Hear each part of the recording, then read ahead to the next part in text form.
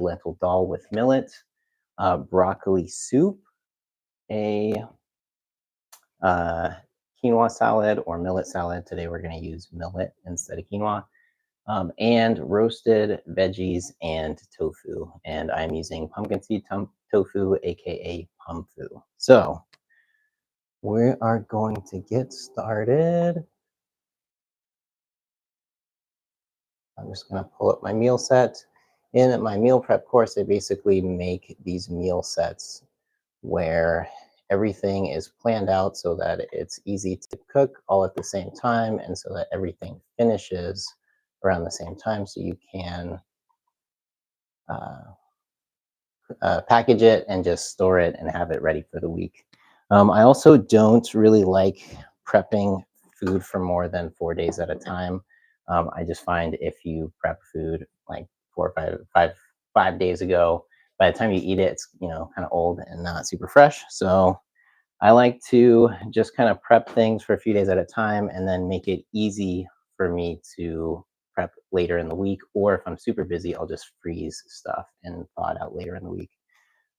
So in my meal prep course, I go through kind of the fundamentals of meal prepping, and then we do these meal sets together. And each meal set is designed to also teach some fundamental skills. So this one, we're learning my broccoli soup recipe, which you can essentially use any vegetable in place of broccoli. So if you want to do cauliflower soup or zucchini soup, I shared a zucchini and kale soup that I made at the school where I work. That was super popular with the kids, and it's just a great way to make any vegetable into a yummy soup. So we're gonna make that. We're gonna make red lentil dal, and that's just one of my super easy favorite recipes that I make. This is probably the meal set that I make most often for myself, some version of this. Sometimes I'll split it up and make like 2 meals at once and then 2 meals the next day or a couple days later. But these meals or dishes are ones that I use really often. So we're gonna get started. We're gonna start by roasting some garlic.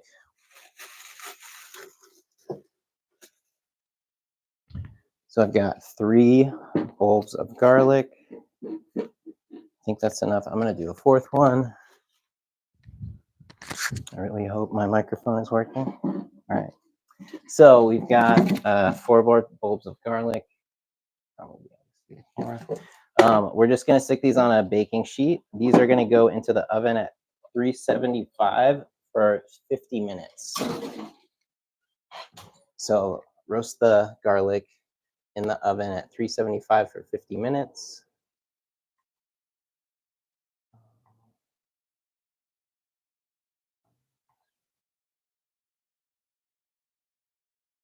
All right. Okay. So for our meal prep, we're gonna start with our broccoli soup. And so we are going to chop our onions for our broccoli soup. So I've got to grab my onions. And then we're also going to chop our onions for the red lentil dal at the same time.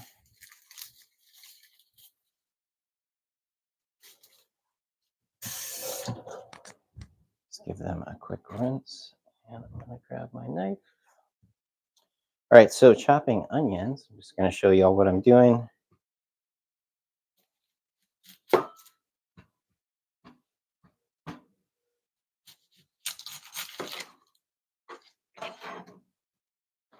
All right, so we're going to chop the top and the bottom off of the onions to get started.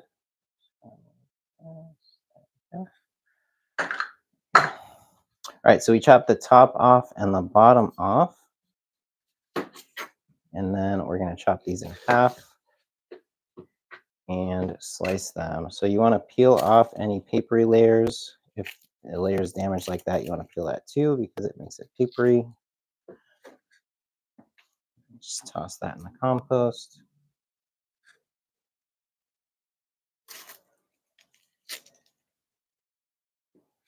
All right, I'm gonna just go ahead and start heating the stove. So we're gonna cook our onions for our broccoli soup and our red lentil dal at the same time.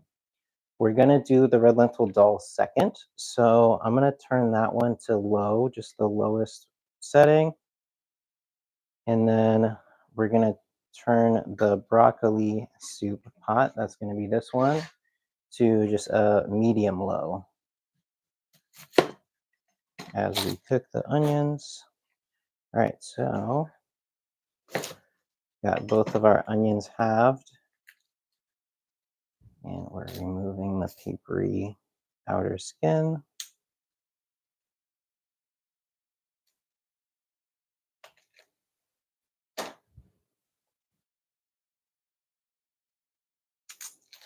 And you can really use whatever kind of onions you want. I like red onions. I also really like yellow onions. You just probably don't want to use sweet onions because that will affect the flavor, but yellow or red, white will work too. I don't really use white onions that much. I'm not really sure why. But I use these ones pretty often.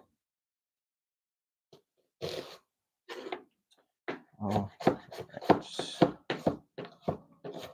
all right, so I just chopped that one. What we're doing here is we're gonna make a horizontal slit. So I like to take my hand, put it flat on the onion, and then we're gonna cut about 4/5 of the way through the knife. We're gonna do the same thing with some vertical slits. You don't wanna cut all the way through the back. You wanna keep it intact, just so it stays together and makes it easier to chop. And then once you get this back piece that's not all chopped up, you can just chop that like that. So we're gonna stick that in here. That's for the broccoli soup.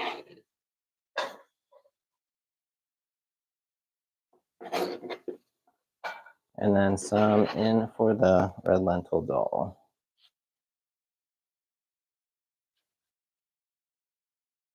Do the same thing with these onions.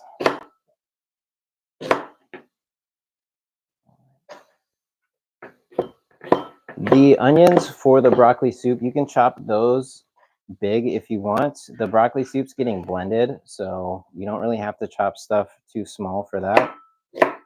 The red lentil dal will not be blended, but the onions are going to dissolve essentially into it. So you can keep those bigger if you want. I tend to just like to chop them pretty fine. Put that in there. Again, the red lentil dal pot is on low. We want it to start cooking, but we don't want it to cook too fast. I'm just going to grab some oil.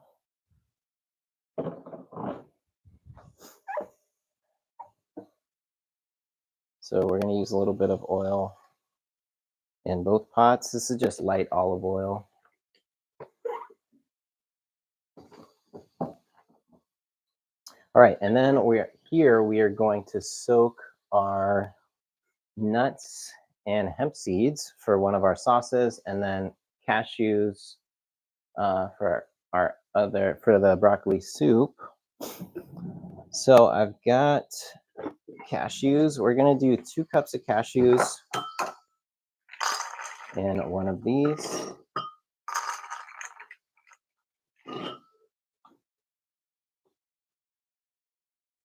And then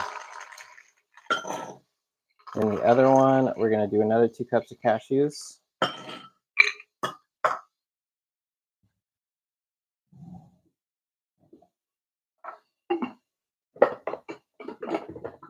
And then we're also gonna add hemp seeds. So in our recipe pack, this one has pumpkin seeds and cashews, but I actually don't have any pumpkin seeds, which is crazy, I know. But I ran out, so I'm using hemp seeds. Pretty much in all of my recipes, you can use hemp seeds and pumpkin seeds interchangeably. They have very similar properties, but they both work for making sauces and things like cheeses. All right. And then we're just going to take some hot water onto these guys. I'm going to double check my recipe packet.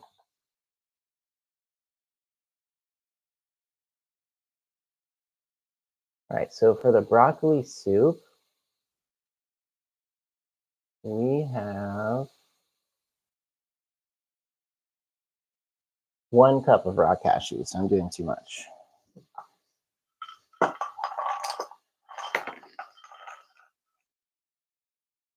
Right. So for the broccoli soup, we're adding 2 cups of cashew cream essentially, but we're just going to blend it all at the same time. So what we're doing is 1 cup of cashews with 1 cup of water. And then for the dressing, we are also going to use cashews and hemp seeds. So we've got those soaking. And the cashews and hemp seeds we're using in place of oil. So you can also do the recipe with oil if you want, but just to make it oil free, we're using hemp seeds and cashews instead. All right. So we also need to soak our millet. So we're using millet as the side dish for the red lentil dal, and then we're also using the millet in the salad. So if you prefer quinoa, you can use quinoa. I prefer millet just because it's more digestive friendly and it's also very inexpensive and it tastes great. I sometimes do prefer quinoa for the quinoa salad. It's just kind of what you're feeling. I think millet's great, and I like millet. I use a lot of millet, but if you prefer quinoa, you can totally use that as the side dish for the salad. So we're gonna soak some millet. Millet, we really just need to rinse. We don't necessarily need to soak it too long, but it does help it cook a little bit better if you do soak it. So we're gonna take 2 cups of millet. The recipe pack does say 3 cups of millet, but when I was testing this recipe last week and meal prepping for myself, I made 3 cups of millet and it ended up being too much and I ended up not using it all. So one of the things you learn in my meal prep course is that each week you kind of just want to evaluate how the meals went, how your meal prep went, and if there was anything you wanted to change. Sorry, I see something funky. I'm just like, what is that? Oh, it's just a big millet thing, I think. All right. So yeah, we've got our 2 cups of millet. So yeah, so you essentially want to just adjust your meal prep. So I've got a bunch of pre-made meal sets done for you that you essentially can just take, and it's got the recipes, the shopping list, the prep list, everything done. That's actually what we're going off of right now. So if you are following along, that's all of this is in the meal set recipe packet in the course. So we're just going to soak this. I'm just going to use some filtered water. I definitely filter my water. I think one, it makes your food taste better, especially depending on where you live. Your water can have a pretty big impact on the taste of your food. But two, there's also weird stuff in the water, like chlorine and fluoride, which both are not good for you. And like depending on where you live, the amounts of those in the water may not be consistent, which I just find super scary. Apparently, there's also pharmaceuticals in the water supply, which if you understand the idea of homeopathy, where you have just like a little bit of a substance in like your body essentially can't amplify it, and so it's like potentially just not good. So just filter your water if you want your food to taste better and not have weird stuff in it. So we've got our stuff soaking. Need a little bit more water for this. All right, so we've got our cashews and our hemp seeds soaking. We've got our millet soaking, and then we've got our cashews soaking for our broccoli soup. And just another side note about the soup, like I said earlier, you can use any vegetable. A lot of times I'll do broccoli and something else. So if I have like extra cabbage or zucchini or kale, or if you're just trying to get like extra nutrients in there, you can throw spinach in there or kale or collards. Really, pretty much any vegetable will work, and also combinations work really well too. So we're gonna get back to our broccoli soup. So we're gonna add any extra elements besides the broccoli. So I'm just gonna show you our pot right here. Oh, there's my mouse. All right. Let's move this over a little bit. All right, and then we got our cutting board also. Cool. All right, so here's our broccoli soup. I'm gonna do the broccoli stems in here. I think broccoli stems are delicious, and then also they are a great addition to soup. Um, and you basically just get extra broccoli. If you're blending it like we are in the soup, it doesn't really matter if they're florets or not. The florets will definitely give it better color, but with the florets, you want to wait to add them until the very end so that they don't turn brown, so that the soup doesn't turn brown. So we got our broccoli stem going in there. I'm also going to add a little bit of zucchini to this. Ooh, this is nice too. And so we're going to blend this so we can just do a big chunk like that. And then another cool thing I'm going to add to this is my leftover veggies from making vegetable broth. So I just made vegetable broth that we're actually going to use with the soup, but we've got some of the veggies. I got a piece of an onion. I'm not going to add the carrot because I don't want it to change the color. But yeah, a little bit of parsley. We've got a mushroom. That's nice to add in there. And then the carrot, we could also put this in the red lentil dal. Just chop it up a little bit. So I'm probably going to do that. I will add a little bit of the celery, but it is kind of stringy. So if you add too much of the celery, it might negatively impact the texture of the soup. So you just want to just use the things that aren't going to negatively impact the texture and color of the soup. But if you want to get more nutrients, you can just add in extra stuff like that. That looks like actually plenty of vegetables. But if you want to make a bigger batch of this, you can totally add more. We're going to add a bunch of broccoli later, but we're going to add it right when the soup is done cooking so that the broccoli basically barely gets blanched, and then you blend it so it keeps that really vibrant green color.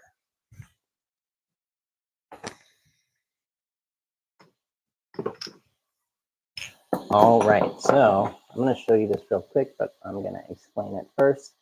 So now I'm basically going to show you my secret recipe spice blend. And when I say secret, it's really not a secret. I tell everybody. But whenever I'm making savory food, especially if it's like American food or like French food or something, I use coriander and thyme as my savory background flavors, and also garlic and onion, of course. But garlic and onion powder also really help to amp up the flavor. So whenever I'm making this, I will add coriander, thyme, onion powder, and garlic powder, and roasted garlic, which we just made in the oven. So you will see that as well. But we're going to go ahead and add 1 to 2 teaspoons of each of these. So I'm going to move our stuff over and then get our coriander. This is really most important for the coriander, just to get it toasted a little bit on the bottom. We're going to add our thyme. And the recipe for this is in the recipe packet and in the meal prep cookbook if you're a member of the course. So you can check it in there, but it is just in the meal set packet, so you can just get it from there. So we're just going to do that to amp up the flavor. I really like thyme. I like thyme to be kind of the dominant flavor of this recipe. So that is what I like to use. And then just to increase the thyme flavor, we're going to use some fresh thyme as well. And we're just going to use the leaves. This is going to get blended, but you don't want the woodier pieces of the stem in there. So, all right, so that's good. We're going to add our vegetable broth to that. So we've got 4 cups of freshly homemade vegetable broth. You can use store-bought. This has 0 salt in it, so depending on how salty you want your soup, you might need to adjust the amount of salt in there. I'm gonna add 2 teaspoons of salt, and I'll just do that now.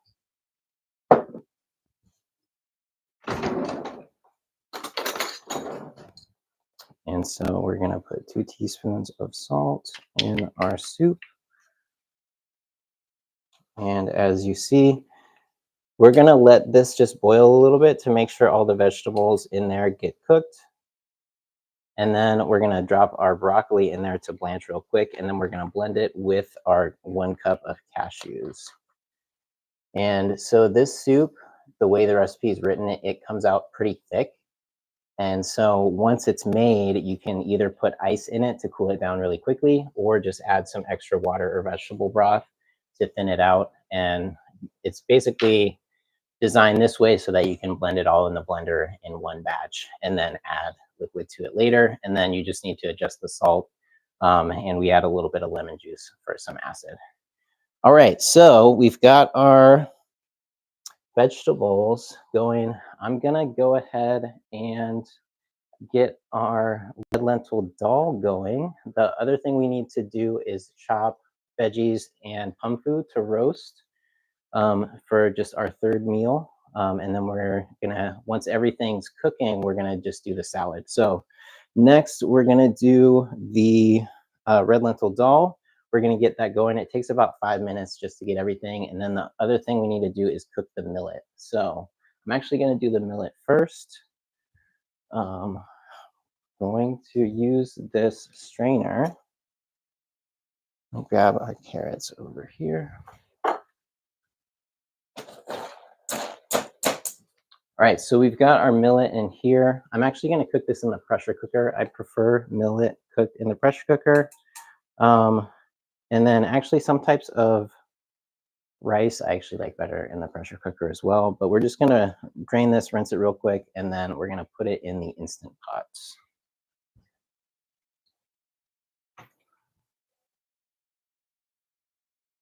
All right, you guys can follow me over to the sink. All right, my kitchen's a little messy.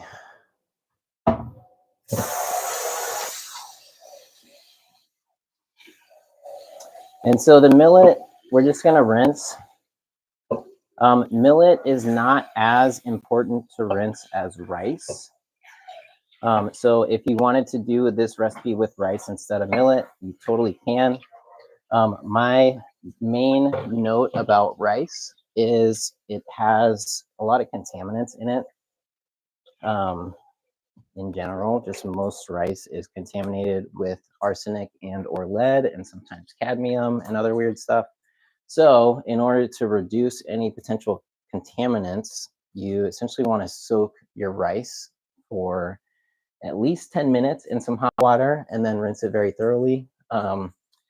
Or you can boil it and then pour off the water and then cook it. But it actually is very important to soak and rinse your rice before you cook it. All right, so I'm gonna try to bring you over with me.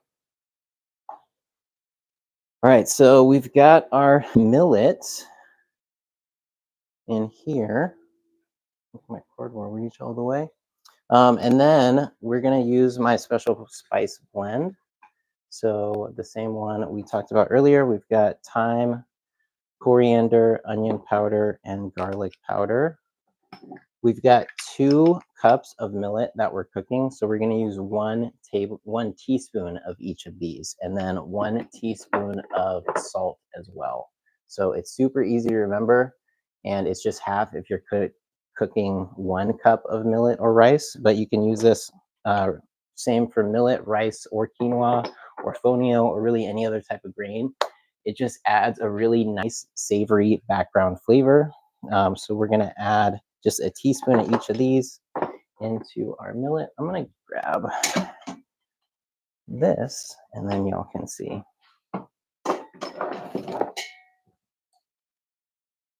All right. Pardon me, guys or gals.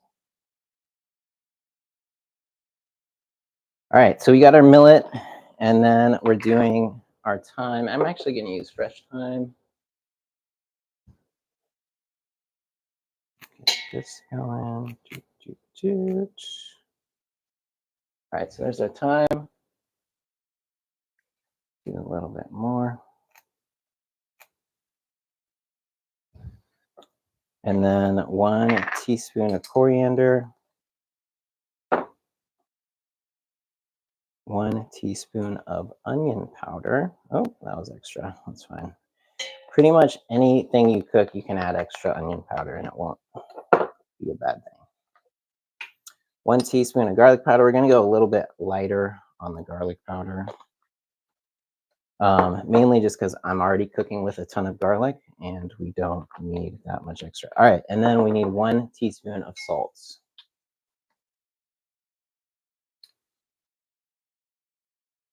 Boom. All right.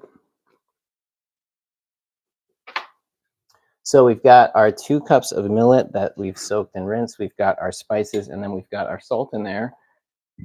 Since we've got 2 cups of millet, we're essentially going to use 4 cups of water. And since we want this to be extra flavorful, we're actually going to use some vegetable broth. The vegetable broth is unsalted, and it will add flavor, but it's not going to add salt. If you're using regular store-bought broth that already has salt in it, you're going to need to adjust the salt level. So we're going to use our broth that we just made in here. I'm actually going to use a little bit less than 4 cups, just because since I soaked it and rinsed it, it doesn't need quite as much.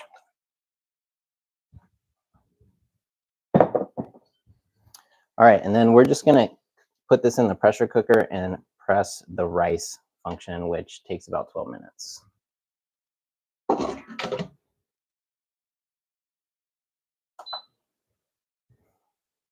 All right, so now that we've got our millet going, we can do our red lentil dal, which is one of my favorite dishes. I actually usually soak the red lentils, but I totally forgot. So we're just gonna rinse them. You don't really need to soak them. They're gonna cook very thoroughly. They cook very quickly. So even if you don't soak them, but we are gonna rinse them very thoroughly. So if y'all wanna follow me over to the sink, try to not mess things up too much. All right. Okay. All right. So we got 2 cups of red lentils going into a strainer. And then we're just going to rinse these and let them drain.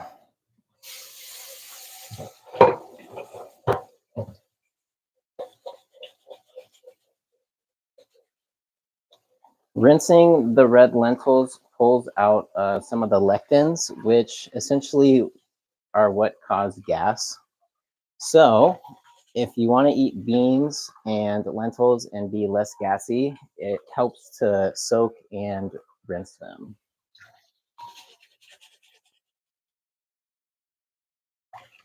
All right, as you see, it kind of makes this foamy water. So that's how you know there's still lectins coming out. You can also just soak them and then rinse them pretty well. That tends to work just as well.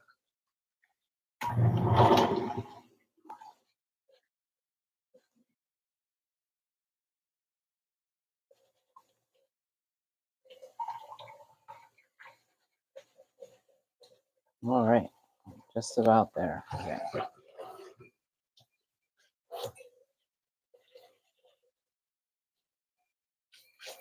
I feel like that was a lot of foam.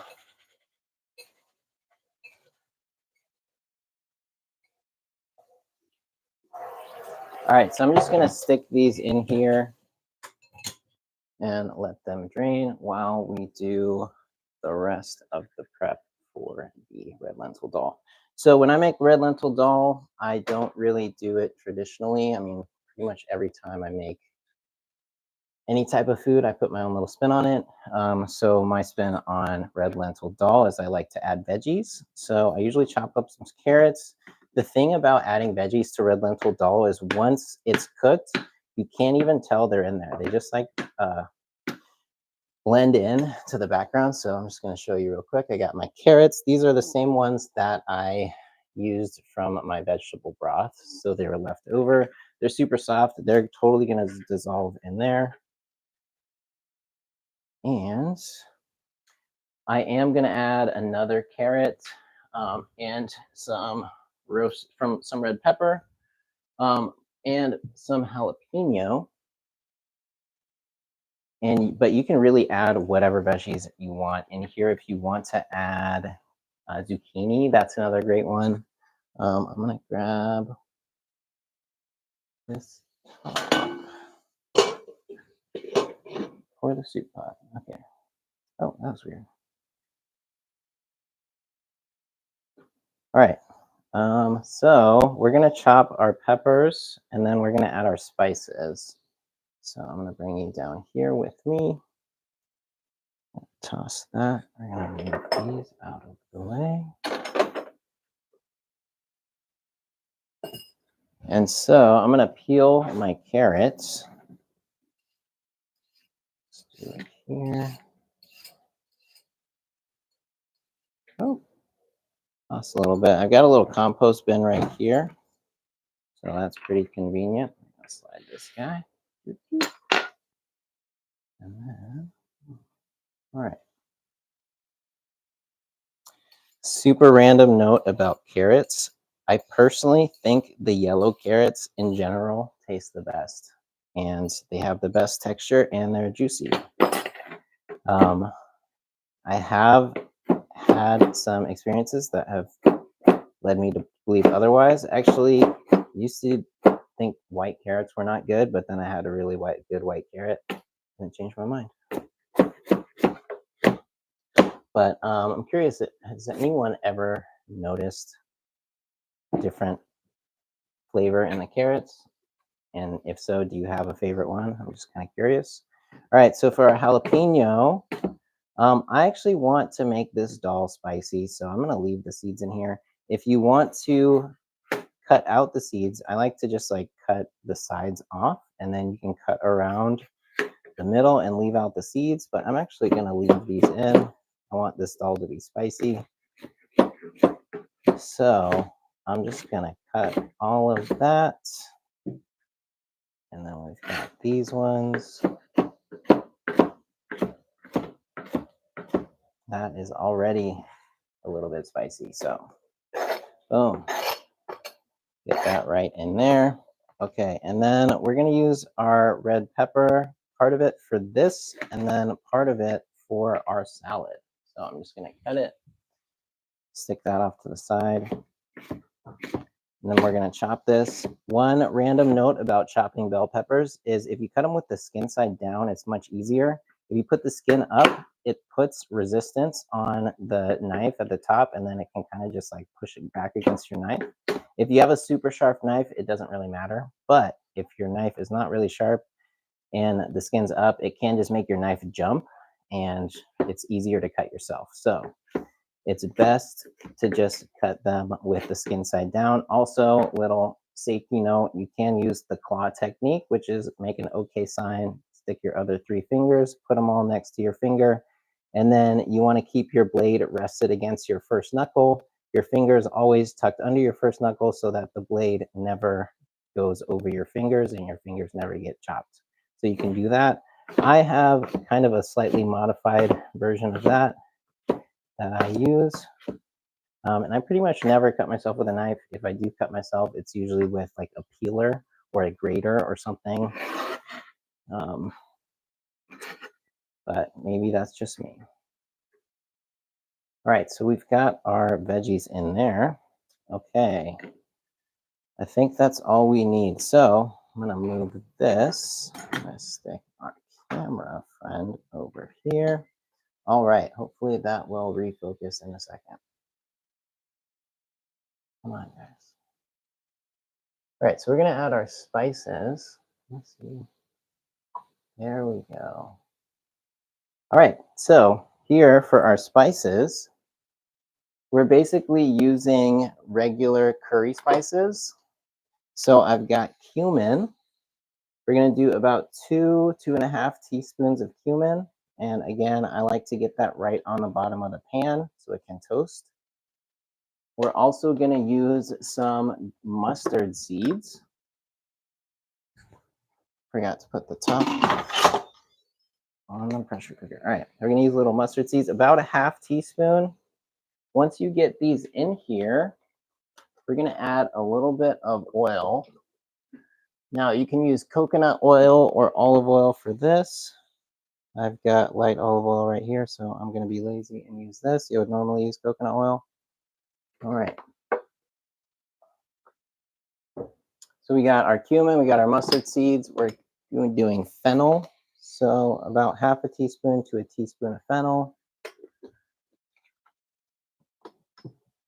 We've got some curry powder that we're going to use, about a teaspoon of curry powder. We can get it to come out. There we go. And all these spices I like to get on the bottom of the pan so that they toast. It just really enhances the flavor. We're going to turn the heat up a little bit.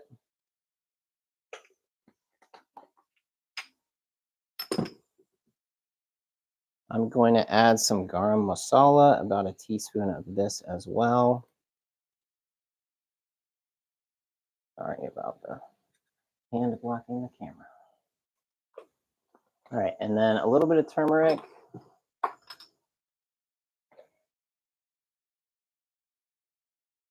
Already got some jalapeno in there, so that's going to add the spice. But you can add some red chili or a little bit of cayenne. I'm going to add a tiny bit of cayenne just for the health benefits. There we go. All right. And then the only thing I forgot to add in here is some ginger. So I'm just going to chop a little piece of ginger and add that in. All right, so we see we got our seasonings toasting. We want those to just toast on the bottom. You definitely don't want them to burn, but you do want them to get toasted before you mix them up. It will enhance the flavor. All right, so for the ginger, you can either mince it or just chop it fine. I find if you chop it fine and just have little pieces in there like we're doing right here, you actually kind of get little pieces of ginger in your bites when you're eating the dal, which is just kind of adds a nice pop of flavor. If you don't like the taste of ginger, then don't add it. So, all right, so that is our seasoning mix. I did forget the coriander. All right, so yeah, we need about 2 teaspoons of coriander. I add coriander into almost all of my savory dishes. All right, and then just to enhance the flavor a bit, we're gonna add some onion powder or granulated onion to be more specific or accurate, and then a little bit of garlic powder. It's almost time to take our garlic out of the oven, which we are going to add to this and to our soup. So, all right, we've got our spices on there. They've toasted a bit. We're just going to mix this all up.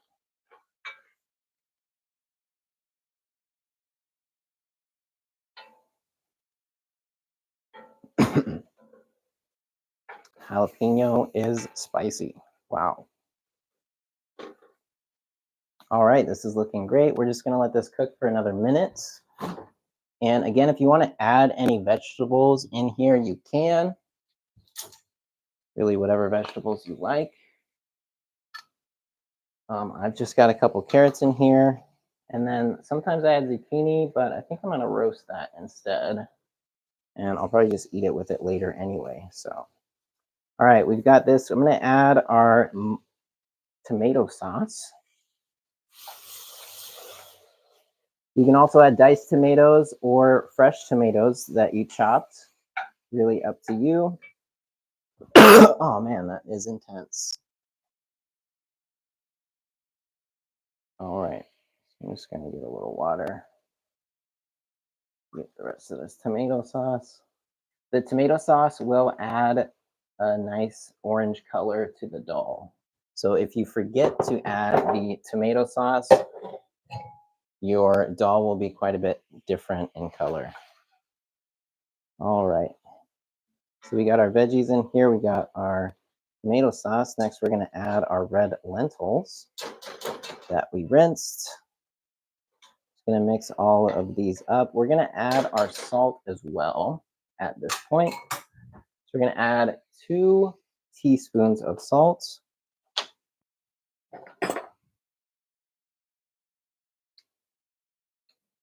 1, 2. You might need to add more later, but I like to start with the 2. And usually 2 teaspoons and 2 cups of red lentils plus veggies is not going to be too much for anyone unless they're on a very, very low salt diet. So we got all this mixed up. We're going to add our 4 cups of water. So I've got my pint-sized mason jar that I just used for my 4 cups of water. We're also going to add some coconut milk into this. So if you want it to be a little thicker, you can add a little bit less water at this point. And then depending on how creamy you want it later, you can add more or less coconut milk. And you can also add cashew cream if you want it extra creamy, or if you don't like coconut, or if you're allergic to coconut. So we've got all this, all of our seasonings in here, nicely mixed. And then this is more or less the same recipe as if you're making misir wat, which is Ethiopian red lentils. So if you want to do that, it's basically instead of the curry spices, you're just going to add berbere. I still add the cumin and the coriander. So yeah, if you want to make misir wat, this is essentially how you make it as well. So we've got our lentils in there. We just got our water in there. I'm going to take this top from here because this is done. And we're going to put it on here. All right, before we make the broccoli soup and blend it, I'm going to get our stuff roasting for our roasted veggies and pumfu, or tofu if you prefer.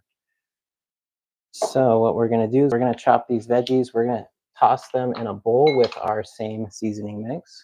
And we are going to put them on a baking sheet and roast them. So I'm going to grab a bowl.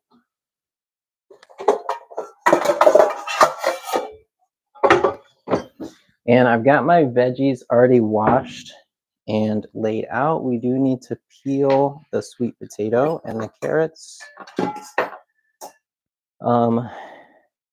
And the veggies, I usually do the veggies after the tofu, even though they usually take longer to cook.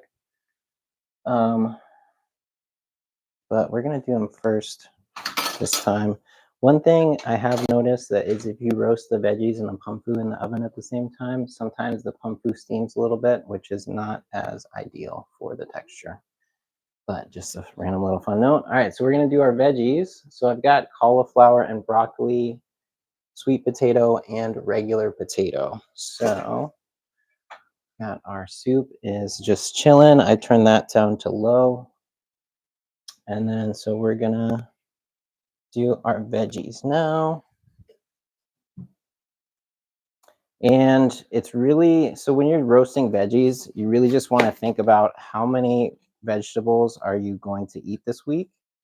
And if you're trying to eat more vegetables, it's always a good idea to just have more vegetables available. So maybe be kind of ambitious. But with the roasted veggies, you can pair these with any meal. And I am going to show you my secret to making roasted veggies super delicious. So, all right. So the veggies, basically what we're going to do is we're going to chop them, season them, and then put them on a baking sheet with some oil. And then my secret is to cover them with a little blanket. So I'm going to show you that in a little bit.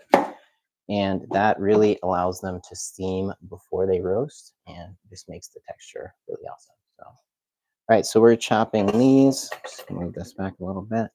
And when I'm roasting veggies, I like to get them in kind of bite-sized pieces. You don't want them too big, but some people prefer them bigger. I've had clients that just want really big pieces. So if that's you, that's totally fine. It's a little bit easier.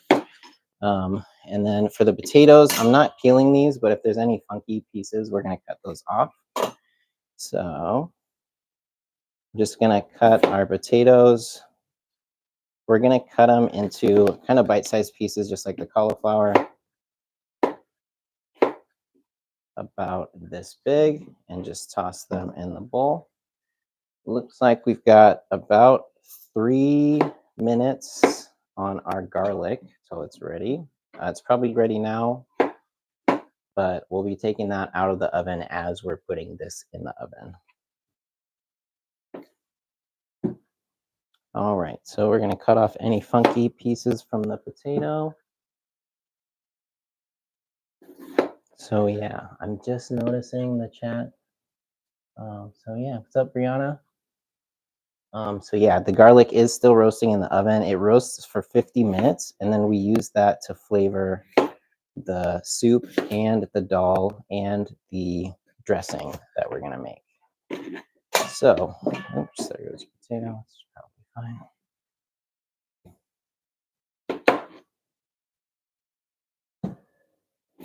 All right, so I like to cut potatoes. We're doing a lot of potato. I think just in general, people love potatoes, and they're actually very nutritious. So, despite what you may have heard, potatoes are a very healthy food to eat. And they are densely nutritious. You can actually, I think, survive off of potatoes if you just eat steamed potatoes. I know like people doing the like certain cleanses will do that. And I think I was saw this one girl was on eating steamed potatoes for like 6 or 8 months straight. She's like kind of wild to me, but hey, if it works and it helps you feel good, do whatever you got to do. Um, and that's really my philosophy with food in general. I think you got to do just whatever works for you, and don't worry about what other people think. Because yeah, food is a personal thing. So I am peeling this potato. I find it's much easier to peel sweet potatoes with a knife like this, mainly because the skin is kind of thick, and if you peel it like this, you have to go over it a few times, and it's kind of difficult. So I usually just use a knife. All right, so we got those going in the just the peels going in the compost. All right, so I'm gonna chop these kind of like we just did.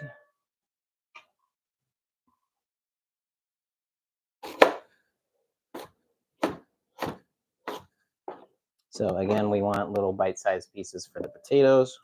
All right, so that's all gonna go in there. We've got our cauliflower in there. I'm gonna throw a few pieces of broccoli, and then just a little bit of zucchini. Zucchini roasts really quickly. So as does broccoli. So I'll usually keep them on the inside, like the middle of the pan, which I will show you in a second. And then I keep the potatoes and cauliflower more to the edges. All right, so that's plenty of that. I'm gonna add a little bit more broccoli. I think I wanna add 1 carrot. So we're gonna peel just 1 carrot. I like to get the rainbow carrots. I think it just adds a nice colorful aspect to your dishes. But one thing to just be aware of is depending on what you're cooking, if you put purple carrots in it, it can change the color, which sometimes is not awesome. So, all right, we got our veggies in there. It's time for our garlic to come out. So I'm gonna grab the roasted garlic. Sounds like our millet is done as well. All right, so here's our roasted garlic. As you see, it kind of puffed up and came out a little bit.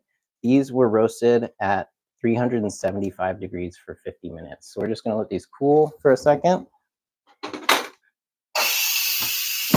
Just release the pressure on the pressure cooker. So that guy. So our millet is just gonna cool a little bit, and then we can use it in the salad once it's cool. We've got our veggies, so I'm gonna add our seasoning on here, and then we're gonna stick these on a baking sheet. I'm gonna move this cutting board.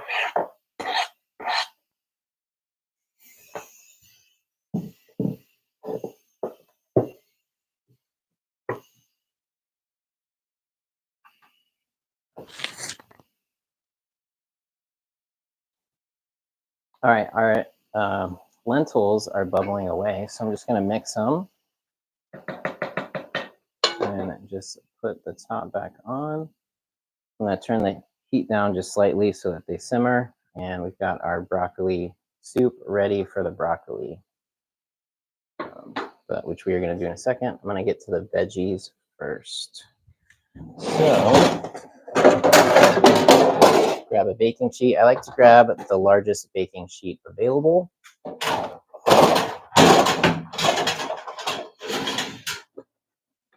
We're going to cover it with some parchment paper.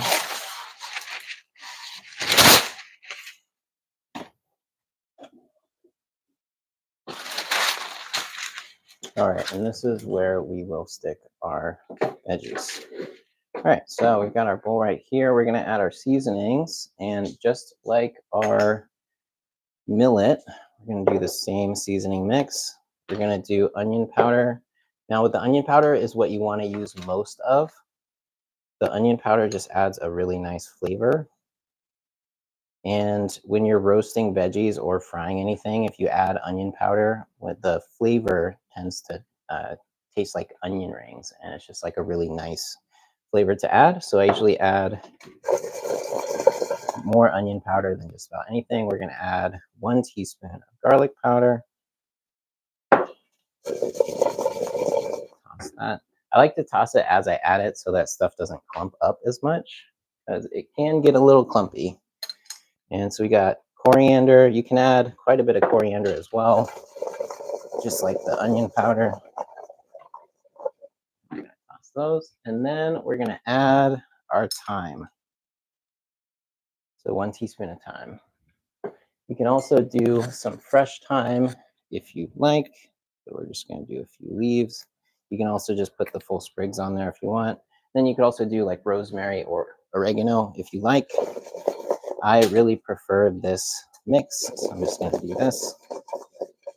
And then I'm gonna add a tiny bit of salt. I actually like to add salt at the end after they've roasted, just because I feel like if you add too much salt at the beginning, it can pull out moisture from the veggies and they get a little shriveled, which is really what you don't want. Which is actually what happens when most people roast veggies, and that's because they don't cover them in the oven, which I'm gonna show you in just a second. So we got a little bit of salt. That was like 1/3 of a teaspoon. Just to add some underlying saltiness.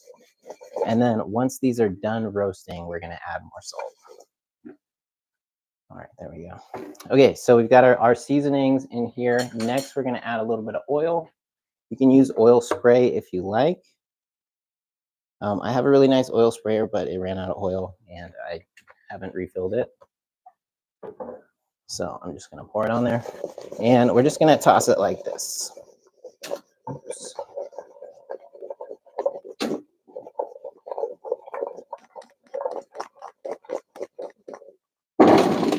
All right, you can also do this oil-free if you like. The thing is, if you do it oil-free, the veggies tend to not roast as evenly unless you cover them the whole time. All right, so we got this. We've got it all patted out.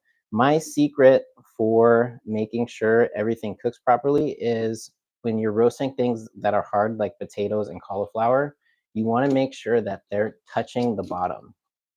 And same with carrots. Zucchini and broccoli don't really need to cook for as long. So you can bunch all those in the middle and they'll just kind of like steam and I mean, the zucchini is nice if it gets some browning on it, but especially if you're roasting more vegetables in this, you don't need the zucchini all to touch the bottom, but you definitely want the potatoes just flat and pretty spread out, and the cauliflower. If you can flatten them, that is ideal.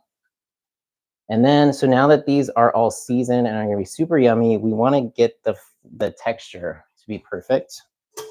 So I'm gonna share with you my secret for perfect roasted veggies. And this is to cover them with a blanket. You can use either parchment paper or aluminum foil. I'm kind of low on, actually I'm low on both of them, but I'm just gonna use aluminum foil. So we're gonna cover the veggies like this. So it doesn't have to be completely covered. And the ones on the edges of the pan tend to roast and cook completely anyway. But in order to prevent them from drying out and to get all of the veggies in the middle to roast, you want to cover them with a little blanket like this. So we're just going to park this in the oven. I'm going to turn the oven up. It's at 375 right now. We're going to take it up to 425 degrees.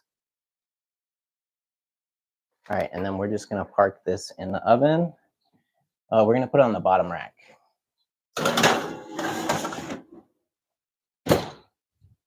All right. Okay, so now we're going to do the pumfu, exact same thing. I'm just going to wash my hand real quick.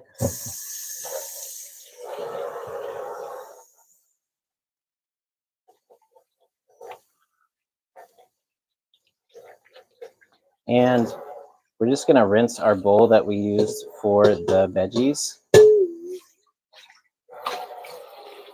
Let's just leave that off to the side for now. So the pumfu, we're doing the same thing we just did with the veggies. So I've got some here. I'm going to grab my cutting board.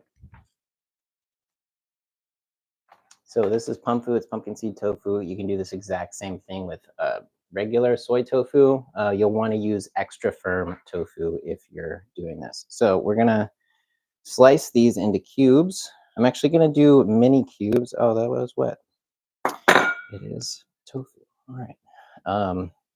We're going to do little mini cubes just because I think they cook more evenly, and they're easier to add to the salad. So I've got my pumfu. So just got to take it out of the package, grab a knife.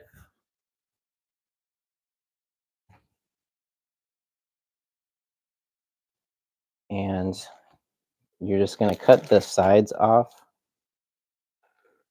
to get it open. And then just discard the water. You want to smell your tofu, just make sure it is fresh. I have actually gotten a number of kind of funky tofu packages recently, so I definitely recommend smelling your tofu and making sure it's not slimy or there's anything funky with it. So, all right, so I've got my pumfu. What we're gonna do is we're gonna cut these in half. So they're like little hamburger patties. And then we're gonna stack them just 2 by 2. So slice it in half. You got to be careful to get it evenly sliced. It's pretty easy to end up like going up or down and then not getting an even slice. And then once they're stacked 2 by 2, we're going to cut these. I think it's 5. So yeah, about right there. You want to do about a centimeter. And I think it's, yeah, you get 5 strips out of here. Boom. So once you've cut them like that, you want to turn it sideways, do the same thing, 5 more. And so you get these little cubes of pumfu. You can do the same thing with extra firm tofu, or you can do larger cubes. A lot of times I'll just do cubes and cut it into 4, just 4 cubes and not cut it through the middle, and then you'll get bigger little nuggets. But I like the texture, and especially when I'm having them with something like salad, um, when they're little cubes. And then it also makes a great addition to like pasta or other dishes that you would normally add meat to. All right, so we got all our pumfu cubed. I'm gonna use the same bowl that we use for our veggies. I just rinse this. It's just one of my tricks for not having to wash a ton of dishes is just to use the same bowls over and over. Just rinse them. If there's something that like the flavor is way different, or if you happen to be cooking with meat, you're just gonna not want to do that just because you just don't want anything that will potentially contaminate what you're making. Since everything's plant-based, I'm not too worried about cross contamination with like meat juice or something. But all right, so we got our cubes in here. We're gonna do our seasonings. So again, same seasonings. So we got onion powder. We're gonna do the most of this, so 2 teaspoons. The onion powder, okay, we're gonna do 2.5 teaspoons. The onion powder kind of acts as a breading. And so instead of flour, it's like the uh, tofu cubes get coated with the seasonings, and then it's kind of like its own breading, which is pretty cool if you do it right. If you add too much or um, do like a weird seasoning mix and they burn or something, it's not super awesome. But this mix I have found works really well, and you really got to toss them every like right when you add the seasonings, otherwise it'll clump and then it won't be awesome because it will all be kind of clumpy.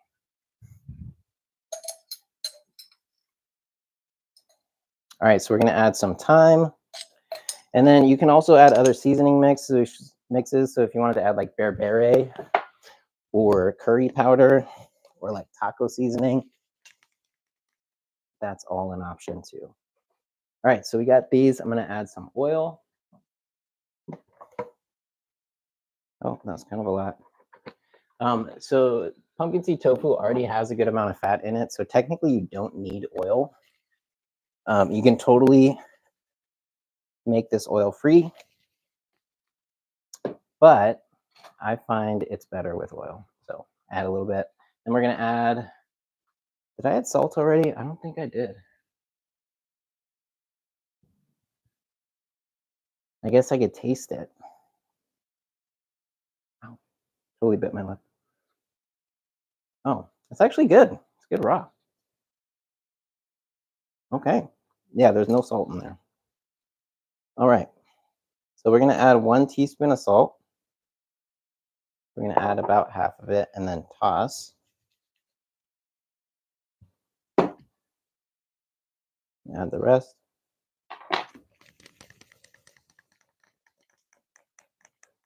All right, and then this is going on a baking sheet.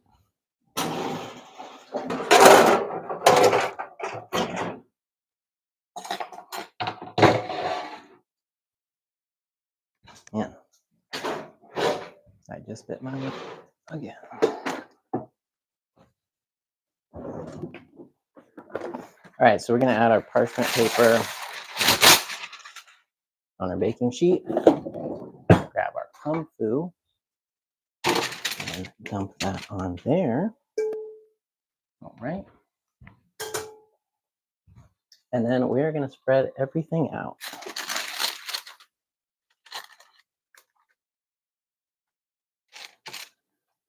So in order to get everything spread out, I actually tend to do each individual little piece, which sounds ridiculous and kind of seems ridiculous.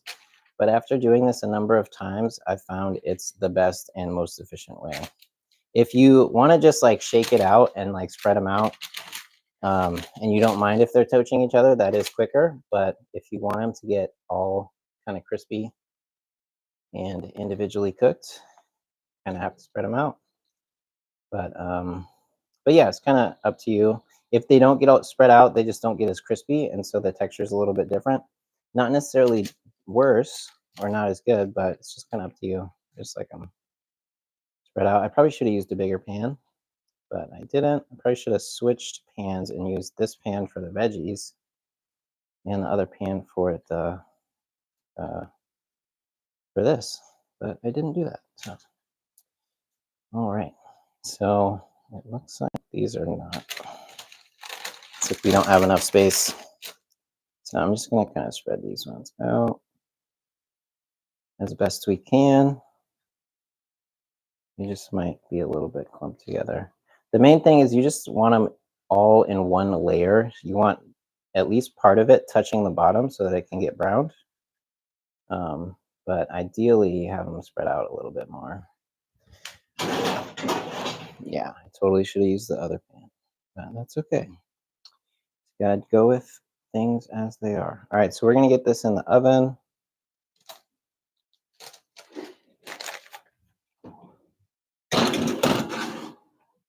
And that is gonna bake for about 40 to 50 minutes.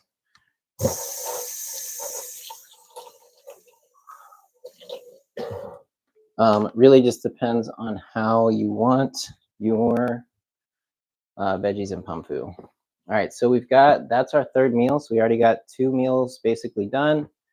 We got our third meal, and then now we just have to make the salad. Before we make the salad, we do need to finish the broccoli soup, which is very quick and pretty easy. So this broccoli soup is kind of one of the inspirations for the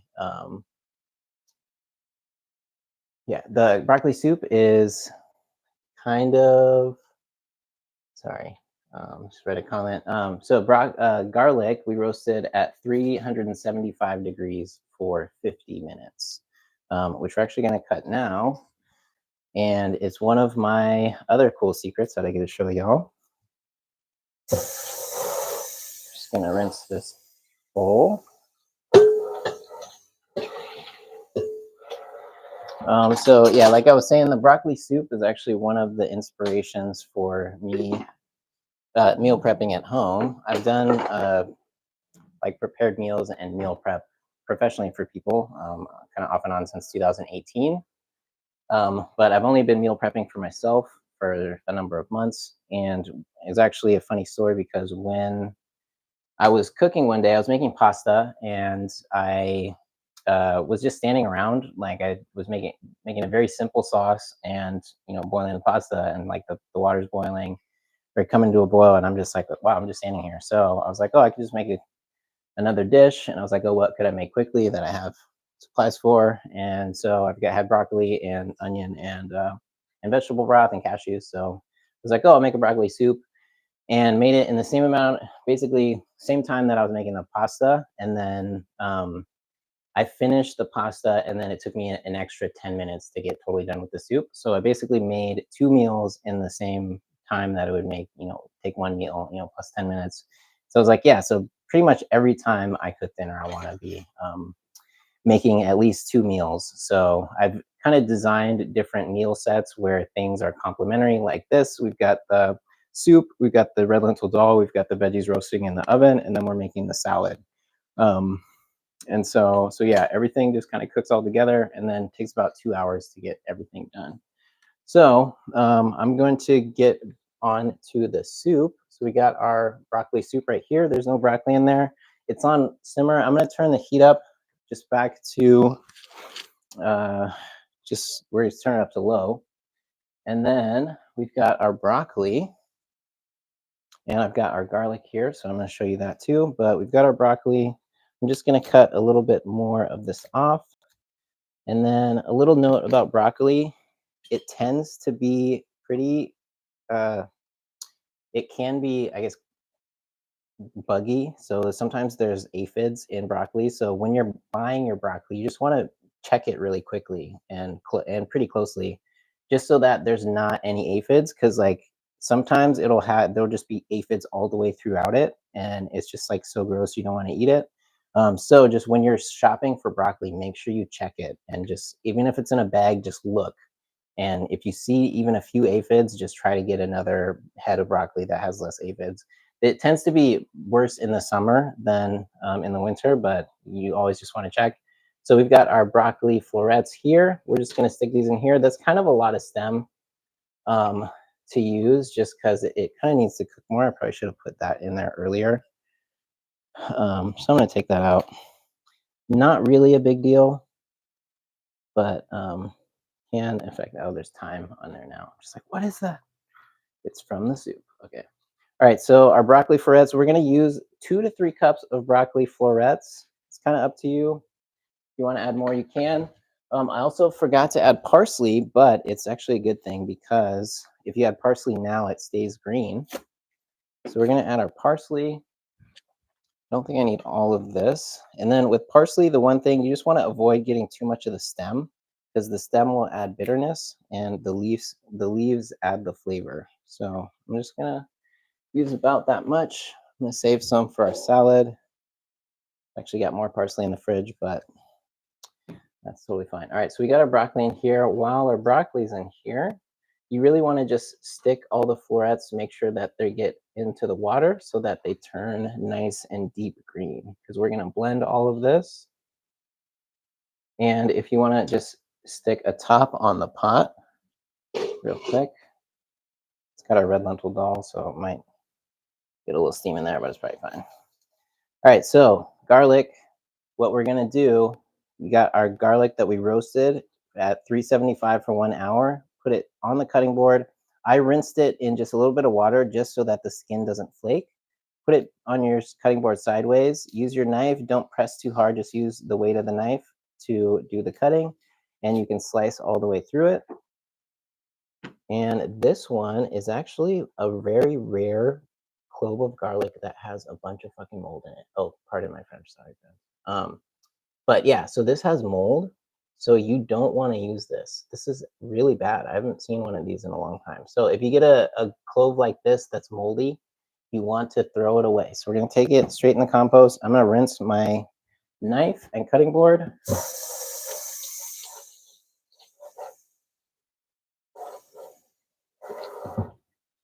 So if you get a moldy garlic bulb like that, you want to just not use it.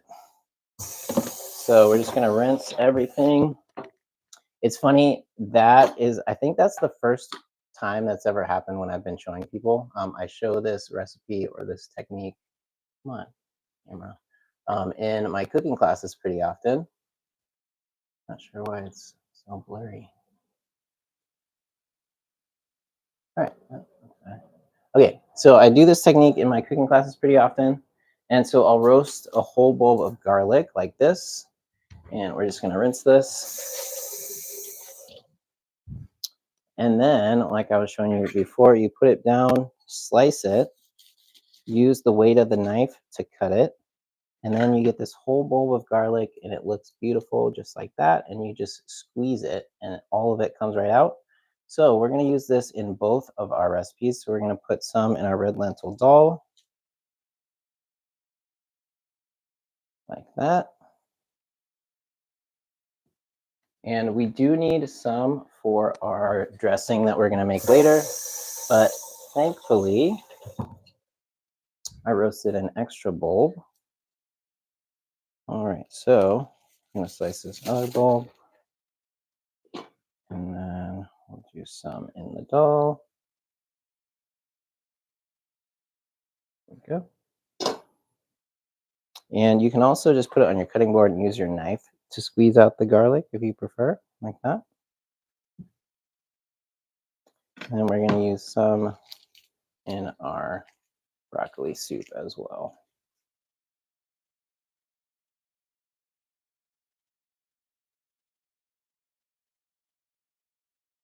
All right. The rest go. Beautiful. All right, so that's just how you add a ton of garlic flavor without having to peel and chop and saute all the garlic. And one added benefit of doing the garlic that way is you prevent burning it because normally you saute your onions and garlic in a pan and you do them at the same time. And if you aren't watching the pan really closely, it's super easy to burn the garlic and then it makes it pretty acrid and bitter. But this way you just get all the roasted garlic in there and you do it after that step. So you don't have to worry about any of that. So I'm gonna rinse my knife.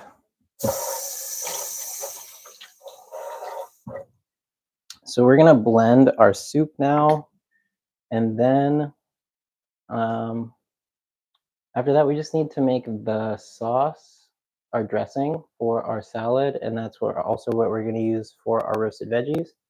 And then we need to make the salad. So what time is it? It's 2:19. It's gonna take about 40 minutes, so we should be done right around 3 o'clock. And then, yeah, we can talk about other stuff if we'd like. So I'm gonna grab the blender.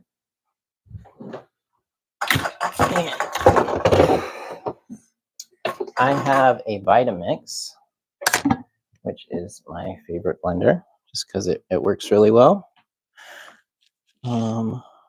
So we're gonna set this up right here. All right. So yeah, the Vitamix is what we're using. The Wolf blender is also really good, and then the Blendtec also works really nicely. The only one I'm not a huge fan of is the Ninja, which is kind of funny because I actually consider myself a ninja. Um, and I don't know if anyone's ever is familiar with ninjas versus pirates, but it's kind of like fun online rivalry between people who like identify as ninjas or pirates. But yeah, I'm a ninja. But the Ninja blender, the weird blades in it don't get things super smooth. So if you're making stuff like broccoli soup or like cashew cream or sauces, it's just not super awesome. If you do have the smoothie blender for the Ninja, that will work really well. So just fun little facts about blenders. All right, so for our broccoli soup, we've got all of our ingredients right here. Everything is nicely cooked. We've got our seasonings in there. We just added our broccoli and our parsley, so everything is nice and green. You want to wait. Oh, got a little messy. All right, so you want to wait to cook the broccoli until just literally like 2 to 3 minutes before you blend it. That will make sure everything stays nice and green. All right. Got a little messy. Thankfully, nothing went into the salt or the seasonings. Pretty cool. All right, so we've got our broccoli soup ingredients in here. The only thing we need to add is our cashews, which we have soaked. I'm just going to rinse these real quick.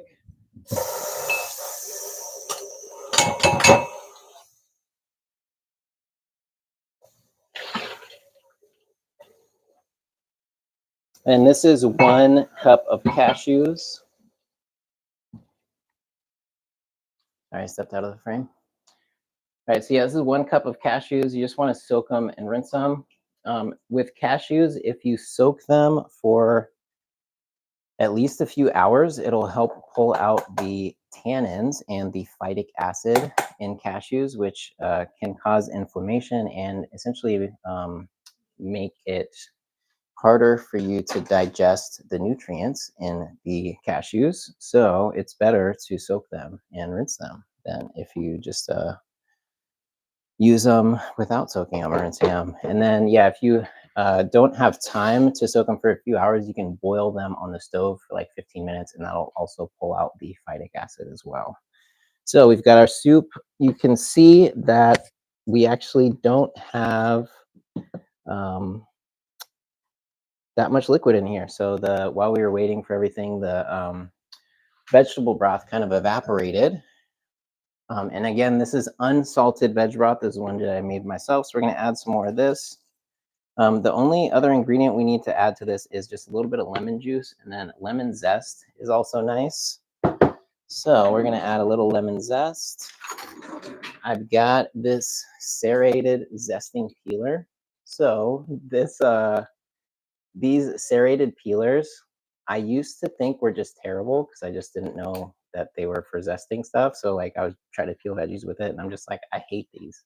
And then I was like, oh, they're actually for zesting. And if you use zest a lot, like I do, it's so much more convenient than using a microplane. And I do love microplanes. I think they're super fun. And I get way too excited when I find them, or there's one in the kitchen I'm cooking in. But using a peeler like this is more efficient. So we're gonna add some lemon zest. That's gonna add some nice lemony flavor. Also adds some nice antioxidants and nutrients. And then we're gonna add some lemon juice as well, 1 to 2 teaspoons. And there we go. All right, so we're gonna blend this. I'm gonna start it on low and turn it up to high. Just gonna grab the top so it doesn't squirt out. And then, yeah, again, you can put ice in here to cool it down quicker. Since we use less liquid, you can add some more either cold water or ice to cool it down. So we're gonna turn this on.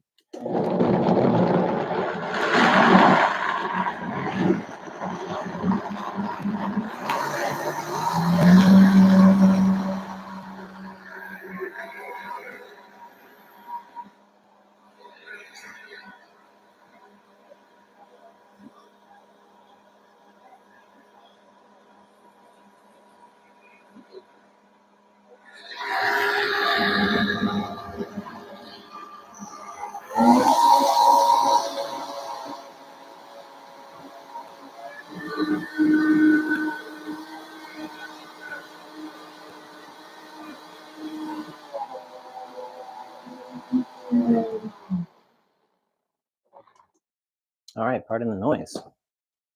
Okay, so that's it. That's our broccoli soup. Again, super easy, and this stores really well. You can also freeze it if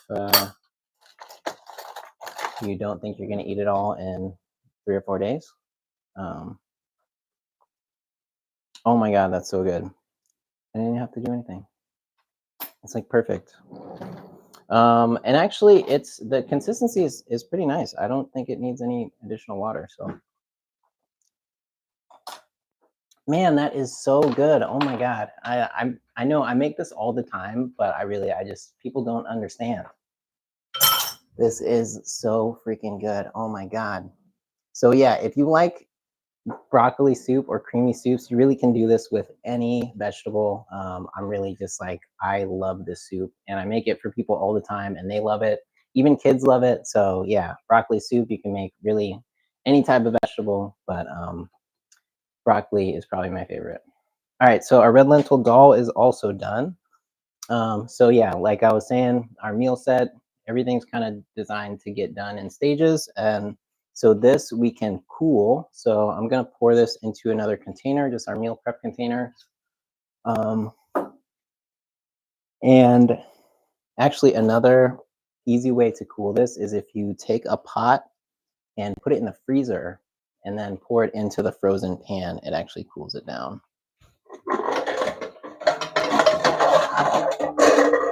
Which I'm actually gonna do that. So I'm gonna stick this in the freezer. I'm just gonna put this off to the side.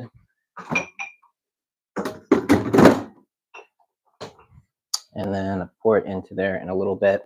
The quicker you can cool this down, also, the greener it'll stay. So you really want to wait till cooking the broccoli till the last couple minutes. And then if you can cool it down quickly, it'll keep the green color. And it's just, yeah, it's just more appetizing when it's a nice, vibrant green color. I am next going to add our coconut milk to our dal. So I have been trying to gain weight for like 20 years, and that's like real.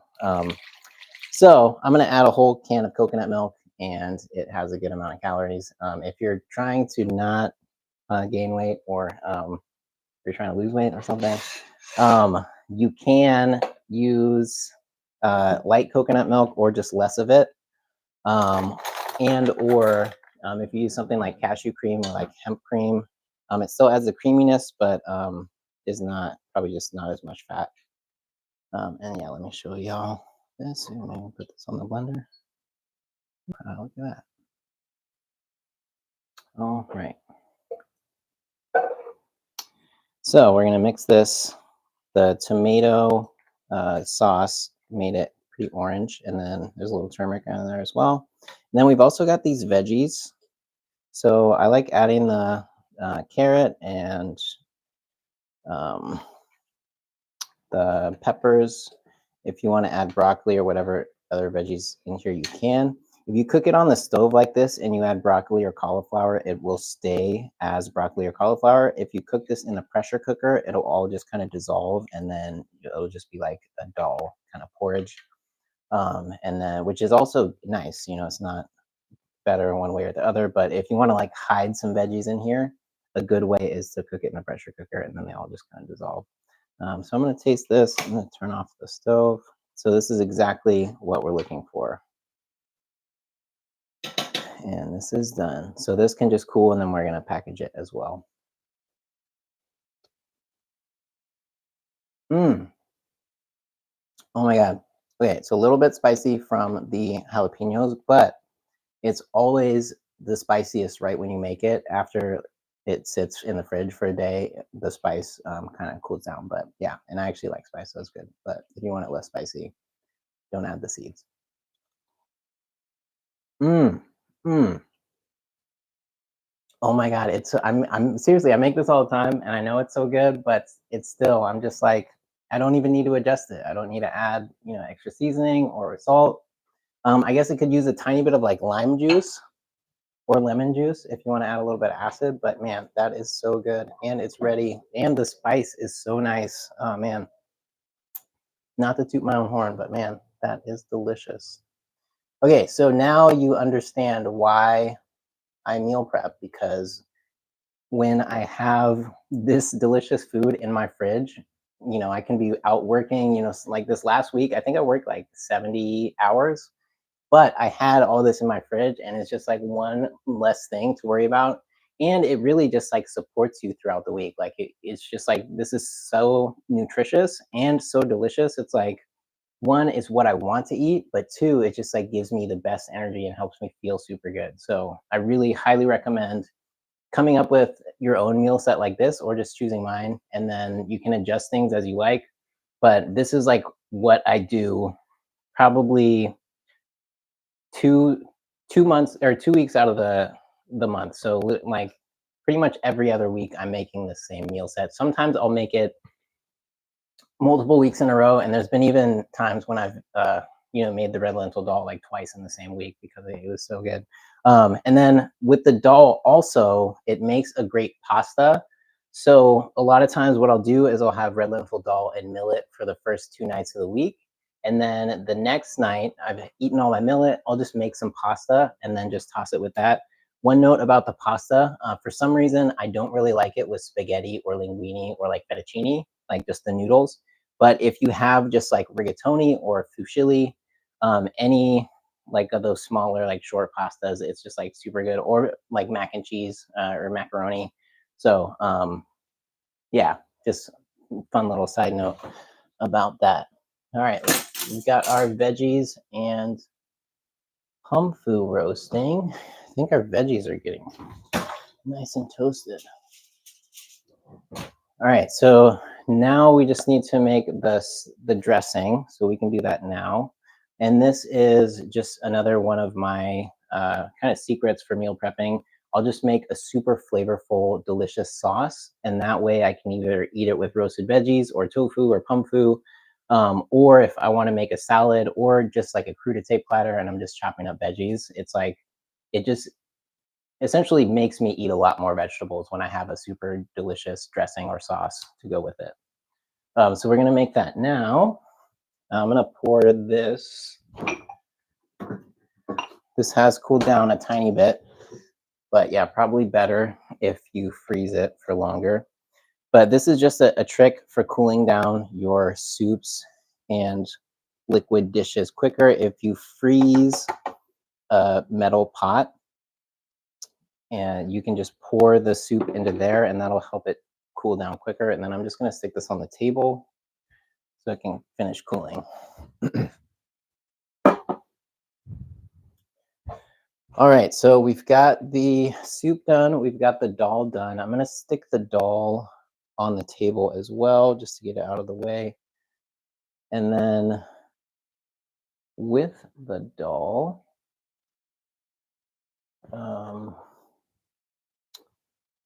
I forgot what I was going to say. So I'm just gonna sit this on the table,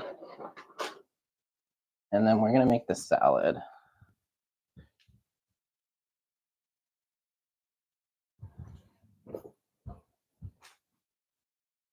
All right.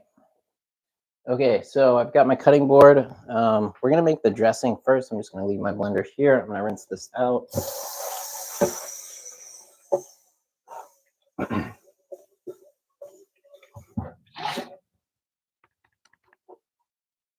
All right, so I've got my blender. I've got my hemp seeds and cashews. I would normally actually do this with pumpkin seeds, but I ran out of pumpkin seeds, so I'm using hemp seeds. And this recipe is in the recipe packet, and in the, I'm not sure if it's in the cookbook yet, but if you check the meal set, it is definitely in there. So this is cashews and hemp seeds. I'm just gonna rinse this.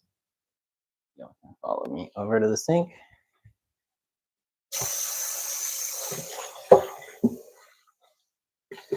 Just gonna rinse this real quick.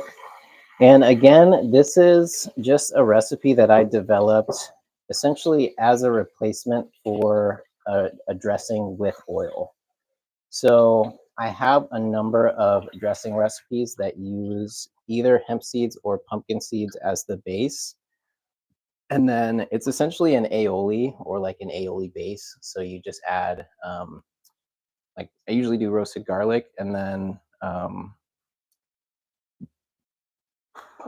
either lemon juice and vinegar, usually lemon juice and vinegar, and then oil. And then you can emulsify the sauce in the blender. So basically, you have the base, which is hemp seeds or pumpkin seeds, to emulsify it. And then when you blend the that with vinegar and then you stream in the oil, it makes this super luscious creamy sauce, like, which is essentially what most salad dressings are. So if you have like mayonnaise, actually is essentially the base, which you normally you would use eggs, but if you use pumpkin seeds, it actually works even better than eggs, which almost nobody knows about unless I've told them about it. But it is this really kind of crazy property of pumpkin seeds when you make an aioli or mayonnaise. When you go to blend it, it just gets super creamy and fluffy. So I've got those recipes in my Pepita Power Cookbook, which actually is also available if you are signed up for the course. So we've got our sauce base in there. And the cashews in here are replacing the oil. So this is an oil-free version. So I've got my roasted garlic. And if you didn't catch it earlier, the roasted garlic is essentially just a full bulb of garlic that I roasted in the oven for 50 minutes at 375 degrees. You can also do 1 hour at 350 degrees, but you want it fully roasted. If it's not fully roasted, it'll have some raw garlic bite to it, which just gets really overpowering really quickly. If you have it fully roasted, you can pretty much use as much of this as you want and it won't get overpowering. You can also just mix this with olive oil and salt and then spread it on toast and make like the most delicious garlic bread. But once it's roasted, you just cut it in half and then you can squeeze all the garlic out. It saves you so much time because you don't have to peel and mince or press all of those garlic bulbs or cloves. You just do the full bulb, cut it in half, and then squeeze it in there. So whenever I'm making sauces like this, or a cheese sauce, or I do roasted garlic cashew crema, I have a ton of sauces. I actually have a cookbook on Amazon. It's actually my highest rated cookbook, called Celeste Cafe Cooks, plant-based milks, creams, cheeses, and sauces. And all these sauces are in there as well. And then pretty much all my cookbooks have sauces in them. I think just having a good sauce is a great way to make sure your food always tastes good. Because you can even just do like plain vegetables or tofu, or if you have, even if you like buy some like really bland tacos or something somewhere, it's, you can just like add your sauce and then it's good. So so I've got onion powder, garlic powder, coriander, and thyme. For this, you can add nutritional yeast or chickpea miso if you want just a little bit of extra funk in there. Um, Actually, I don't think I have any chickpea miso, and I actually personally stopped using nutritional yeast just because I've heard mixed things about it. So I just don't really use it personally when I'm cooking for myself, but I guess sometimes I do. I don't use it very often. With this dressing, or anytime you're making one of my dressings, one of the most important ingredients is lemon zest. So I'm going super heavy on this. The first dressing that I made like this was called Celeste dressing. It was from Celeste Cafe, my restaurant that I owned in 2018 to 2020. And it was inspired by a Caesar dressing, where Caesar dressing basically has a ton of lemon zest and like anchovies and olive oil. And it's basically emulsified with eggs as well. But for this dressing, you want to use a ton of lemon zest. Apparently, lemon zest is the most nutritious part of the lemon, also, and it has the most antioxidants. But it's here we're mainly using it for flavor, but those are just little added health benefits. Um, I forgot to unbox my millet. All right, before we blend this, I'm just going to show you the millet. All right, so here's our millet. It's cooked in the pressure cooker. So it's all cooked, and it has our same seasoning mix in there. So we're going to use this as the side dish for the red lentil dal, and then we're also going to use it in our salad. So what I'm going to do is I'm going to scoop some of it out. And actually, we can just stick it in here. We're going to use this bowl. So I'm going to grab a rice paddle, and I'm just going to take like the top layer of the millet. We're going to stick it in this bowl, and we just want it to cool so that we can use it as one of the bases for our salad. So this is the same as a quinoa salad, but we're using millet. You can use either millet or quinoa for this recipe. All right, so we got our millet. So I'm gonna stick about 3 cups of the millet. Doesn't have to be exact. You can use more or less. The millet adds a lot of really good nutrition and texture, but if you add too much of it, it gets to be more like a grain bowl versus a salad. So just kind of up to you, and you can kind of play with it. And then, yeah, if you prefer to use even like brown rice or quinoa or something, you can do that. I'm gonna stick this off to the side and just let it cool. Actually, I'm gonna stick it in the fridge, let it cool faster. All right, sorry for the interruption. Okay, for our dressing, we've got our hemp seeds, our cashews, our lemon zest, our roasted garlic. We've got onion powder and garlic powder. We're gonna use some fresh thyme. I use most of it.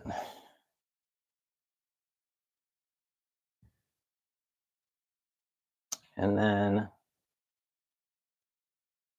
let's see, here we go. One more time. So thyme, I think, just adds a really nice flavor. And is really good for dressings. So I like to use a lot of it. And you just want the leaves, you don't want the stems. We are blending it, but if it's definitely, especially if the stems are pretty woody, they won't really blend all the way. And then we just need our coriander. And about a teaspoon of coriander. And then salt. So I'm going to start just with 1 teaspoon of salt. It's probably going to be about a teaspoon and a half of salt that we need, but I find it's better to start with less and then add more if you like. All right. Is that everything? Okay. Lemon juice we need. And then I'm going to add some balsamic vinegar into here just to add some nice flavor.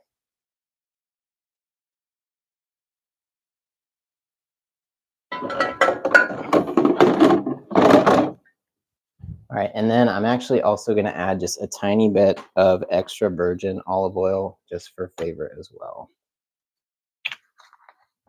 If you add too much of the extra virgin olive oil, it gets a little earwaxy, or like, I don't know, there's like a word that's we don't have in English. That's what I'm trying to describe.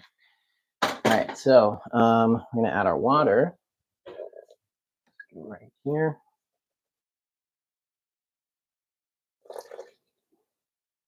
All right, if you notice, I didn't measure the water. I just want it to go above the seeds. You can kind of make this as thick or as creamy or as thin as you want. I want it a little on the thicker side, so I'm going to use less water. If you want it to be a little thinner, you can use more water. And then you can also add oil if you want it to be extra creamy and luscious. So we're going to blend this.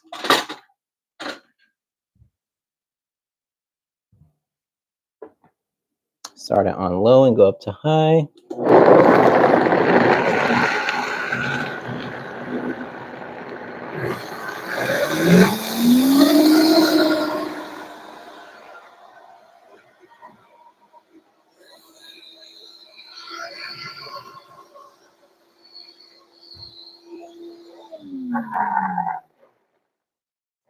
Sometimes when you're blending in the Vitamix, it gets a bubble in there and the stuff on the top doesn't blend. So you just want to turn it back to low and then turn it back up slowly.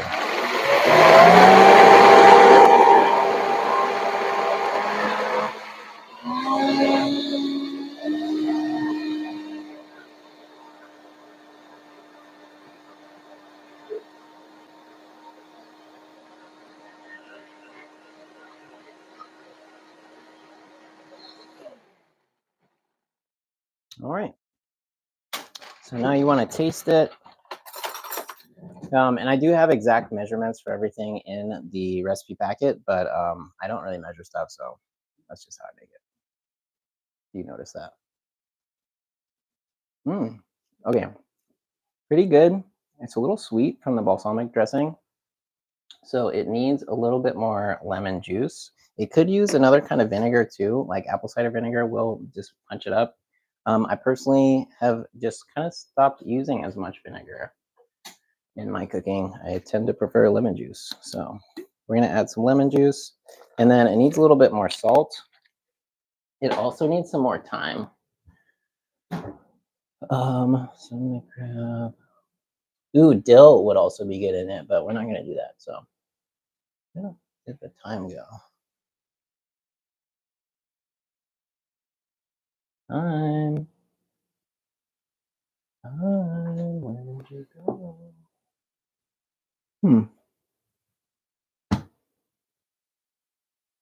That is kind of strange. Where did I put the thyme?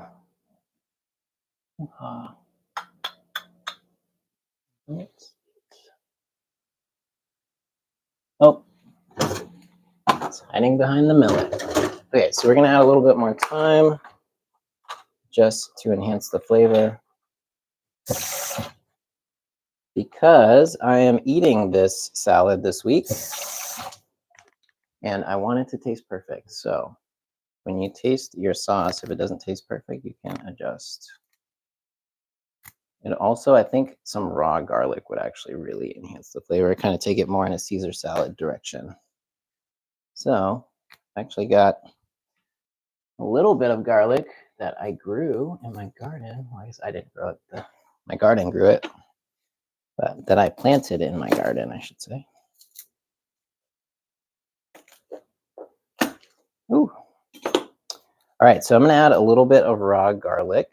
Just got like one little clove. Gonna go in there. And raw garlic does get pretty intense pretty quickly, so you don't want to use too much of it. All right, and then I'm gonna add a little bit more salt. We're gonna do another half teaspoon, kind of like I said I would before.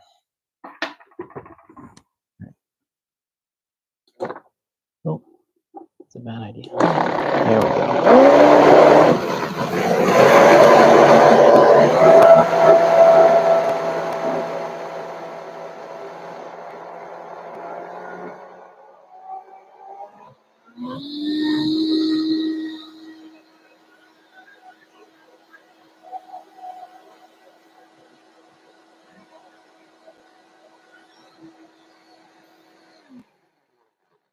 All right, and you just want to make sure the garlic gets fully blended and distributed. And if it tastes a little too strongly of raw garlic when you first make it, it will tone down a bit. Just a little side note. Mm. Okay, it's better. It's still like it needs some more acid, in my opinion. All right, so I'm gonna use some. We're gonna go ahead and add some fresh lemon juice. All right, where's my strainer? So we're gonna go in just with a little bit more lemon juice. It could also use a tiny bit more salt. So we're gonna add a little bit of salt as well.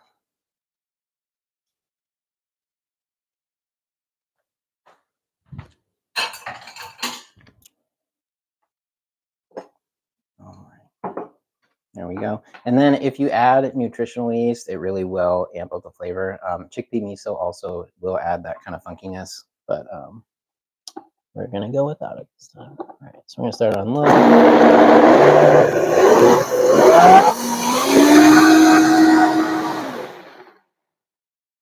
Boom. See, this is why it kind of does pay to follow a recipe, because then you don't have to adjust it as much. Oh my God, so good. Yes, yeah. See, that's what I'm saying. Like, I'm gonna be eating this all week, so to me, it's definitely worth it to take a few extra minutes to make sure it tastes really good. But in my recipes, I have them all kind of dialed down. You can just follow those. I probably should do that, but I feel like it improves my cooking skill when I do just things not from a recipe. So that's usually why I don't follow recipes. All right, so we're gonna check on our veggies. All right, our veggies are getting nice and roasted. I'm gonna go ahead and remove our little blanket from our roasted veggies, and I'm gonna let those cook for another 10 minutes. I am gonna take the pan out and just kind of toss things. I'm actually just gonna check everything, because it might be done already. All right, so we got our roasted veggies. They are getting some nice color on the bottom. That's awesome. And it looks like they are actually fully cooked already. So I think we can just go ahead and take these out. I'm probably going to reheat these in the oven later in the week. So it's actually probably better to get them a little bit less cooked. I do need to add salt. So I am going to just stick these here. And y'all can see. We're just going to add a little bit of salt right now. I'm going to grab this big salt guy because it has one of these little salt distributor thingies. And so we're just going to salt this. Don't want to add too much, but we want to add a good amount. We haven't really added salt yet. And just, yeah, there we go. Once the salt is on there, I'm just going to take the kind of toss these. I did stick these on the bottom rack, so they got some really nice color on that. I'm like pretty stoked with that. If you are trying to not get any brown on your vegetables, then maybe don't stick them on the bottom rack, but that is exactly what I'm looking for.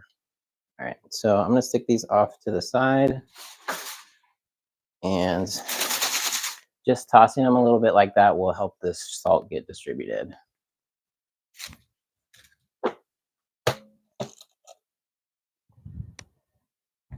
All right, I'm also gonna check the pumfu. So it looks like it's getting crispy. It's not browned yet. It has been in the oven with the veggies, so it's probably got a little bit of steamed on it. Although the ones on the edges, it looks like those are getting browned on the bottom. The one thing you want to be careful is you don't want one side to burn.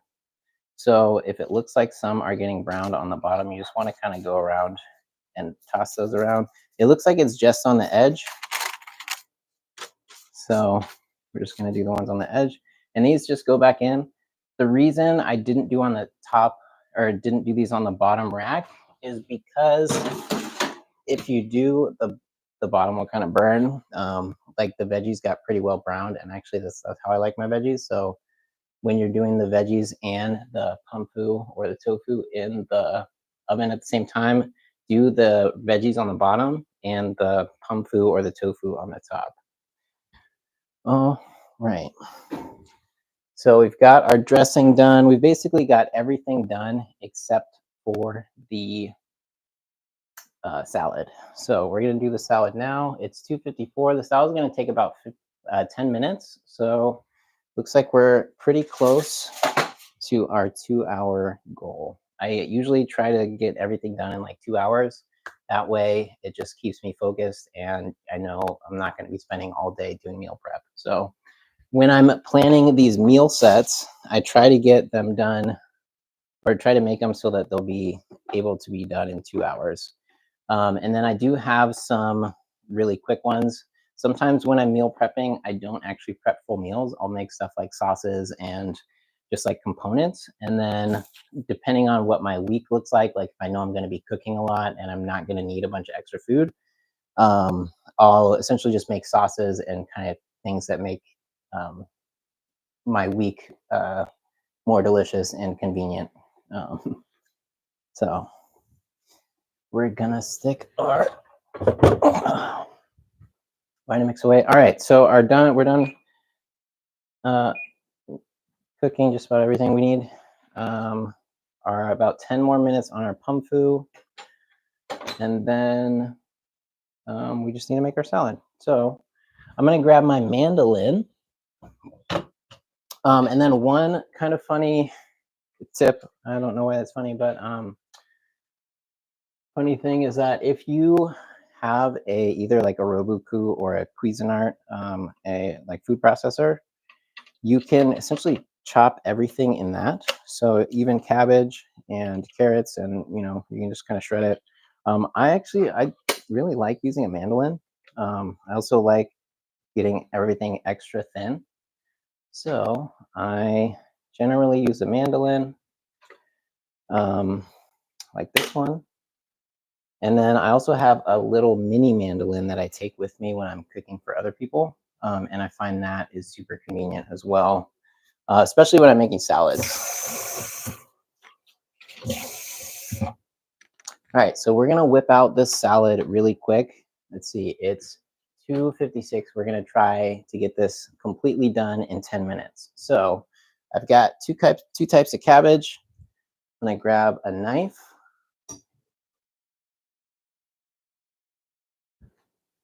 All right, this is my lucky knife. This actually helped me win Supermarket Stakeout. And if you watch Supermarket Stakeout, even in the later seasons, they feature this knife chopping green onions in the intro of the show. So I've got my cabbage, so I like to cut it in half. And for the mandolin, I'm gonna put this on basically the smallest setting. So you put it to safe, and then just tip it once, maybe twice, depending on how thick you want your cabbage. And then you just go to town on the mandolin, and just make sure you don't chop your fingers because that is really not awesome to do. So go ahead. Move this.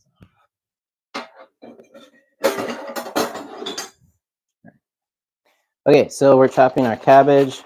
It's probably best to do this into a bowl, but I'm not going to do that. So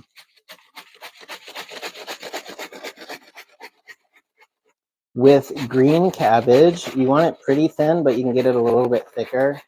When you're using red cabbage, you want it as thin as possible.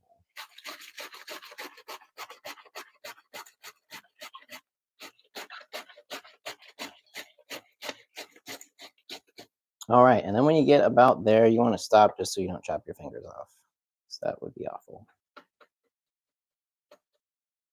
I think I've only cut myself on a mandolin like once, and I don't think I bled. So let's keep that trend going. All right. Hoo-ha. Okay, so we're gonna grab our bowl. This has our millet in it that has now cooled. All right, so we're gonna grab our cabbage, Stick that right in here. All right.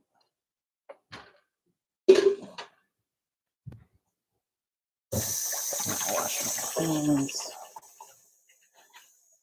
Hoo-ha. All right, so we've got some green cabbage.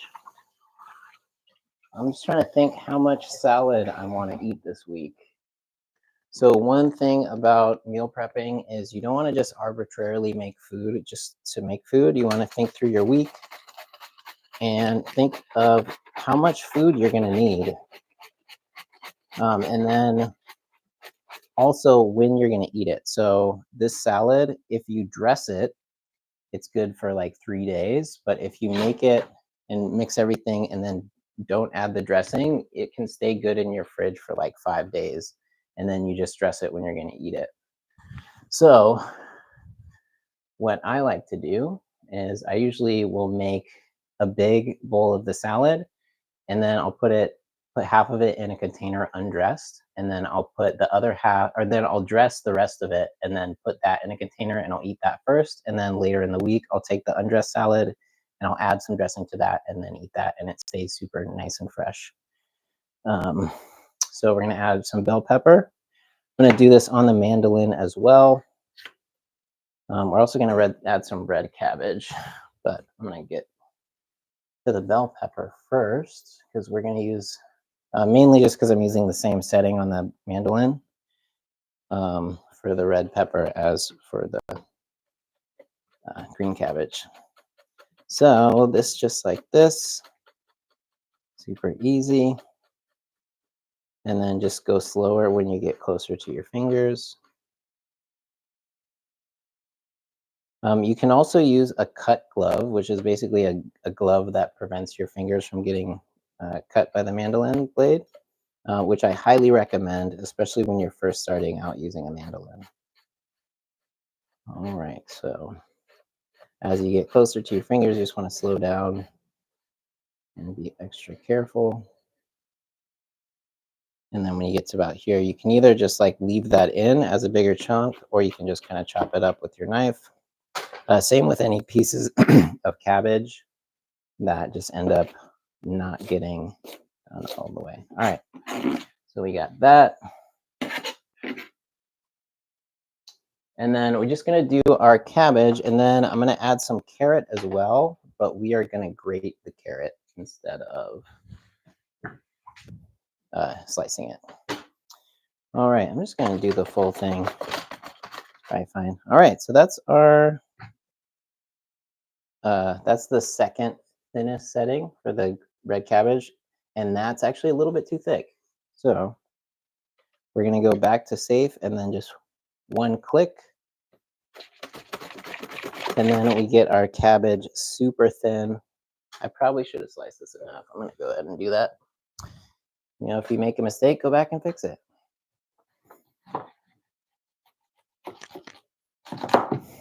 All right, okay, so we're gonna save that for next time. We've got this. If it's sliced in half and you just go on the part that's sliced, it gets really nice little shreds. Stuff like this, we're just gonna toss.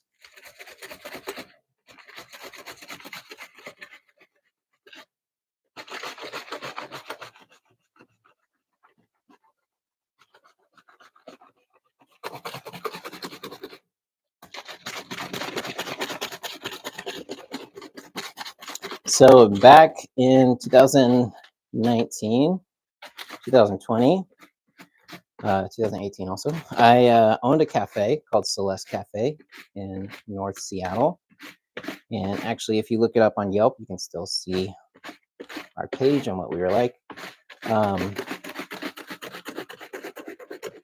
But I had coleslaw on the menu, and I started using this mandolin on the cabbage. And the coleslaw at times was actually my favorite thing on the menu, just because it was really good. And I think coleslaw is great if you really know what you're doing and you make it good, but coleslaw can also be terrible if it's not good. So I think coleslaw is one of those things that people don't appreciate, but they would appreciate it more if they had really good coleslaw. So, all right. And then if you have like extra broccoli or cauliflower, you can take that just with the mandolin and then slice it a little bit.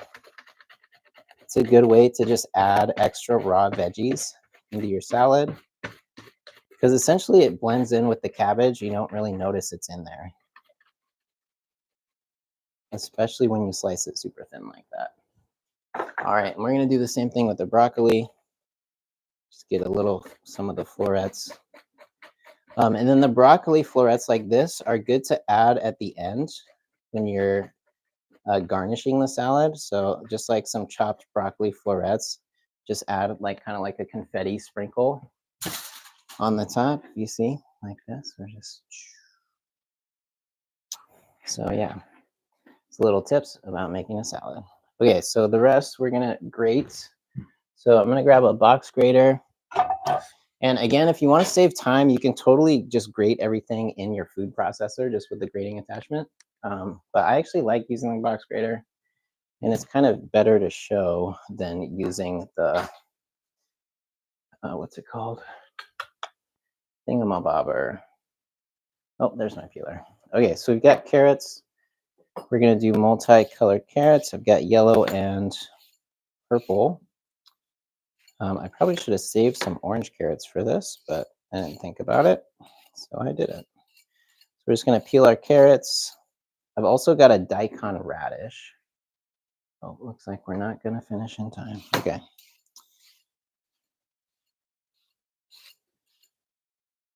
All right, so we got our carrots peeled. And we are gonna chop these and then just grate these like this.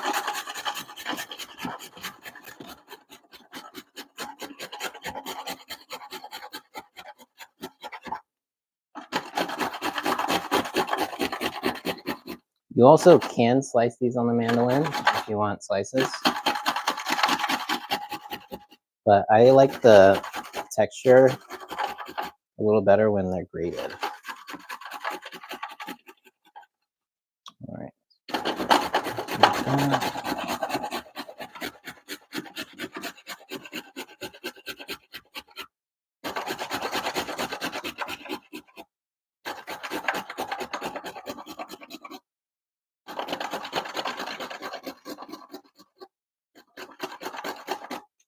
All right, we're gonna use this just to taste the dressing.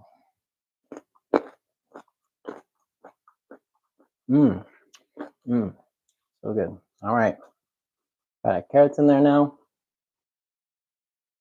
I'm just gonna do a little bit of daikon.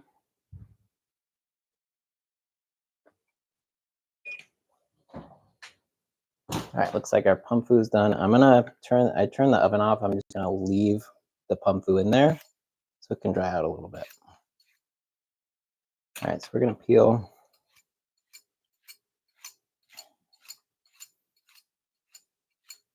The daikon, I'm not gonna use the whole thing.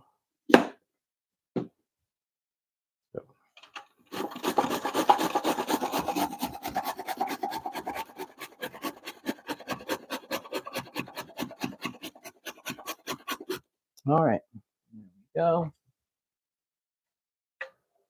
We got our daikon. Just gonna add some nice crunchy radishiness. And daikon doesn't have the spiciness that other radishes have. So they are a great addition to salads. Although if you like the spiciness, that's great too. Okay, so now we're gonna do our onions. Just got a bunch of green onions that I'm going to chop. And fun little fact about onions is if you chop these and then you soak them in water and just stick them in your windowsill, you can regrow your onions and then just stick them back in your garden and you grow some new green onions and then use them again. All right. So we're gonna chop our green onions. If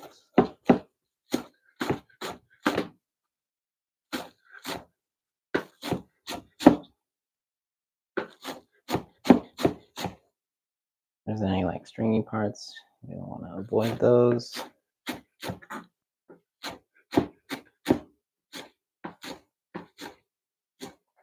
All right, so we're gonna put the bottoms of the green onions and about half of them in there. Stick this off to the side. And all right, so we are ready. Okay, so here's our salad. We just need to toss it. I find this pasta tool actually works really well for the salad. Just kind of spreading everything out.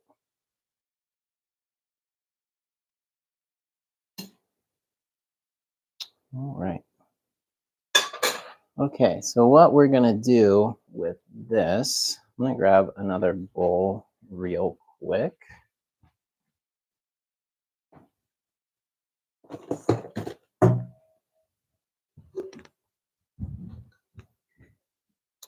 All right, so just to make this super easy, what I'm gonna do is I'm gonna toss this kind of in between the two bowls. Just to spread everything out. And add the millet in there. I'm just gonna wash my hands again.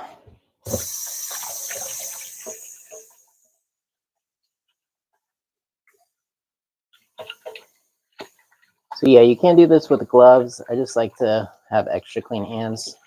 I did wash my hands before I started mixing the salad, but I just want to wash them again just to be extra clean. So yeah, just anytime you can make sure your hands are extra clean and prevent any bacteria from getting into your salad or your food, it'll help it stay fresh longer. All right, so we got everything broken up. All right. And this does tend to get a little messy, so just be prepared to clean up your kitchen afterwards. We're just gonna sweep and wipe down the counters. All right. So we've got our salad all mixed.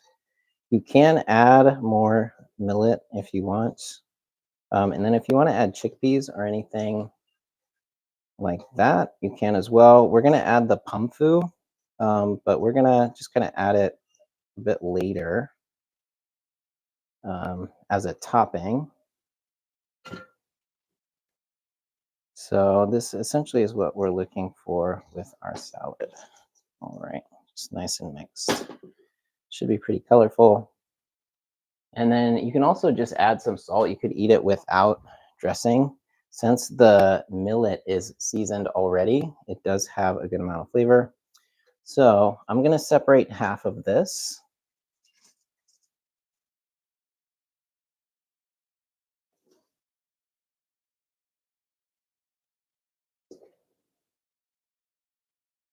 All right, so we got half in each bowl. So one of these we can stick just directly into our meal prep containers, and we're gonna keep it undressed for the rest of the week. So I'm gonna stick this off to the side. And then the other one, we are gonna add the dressing right now.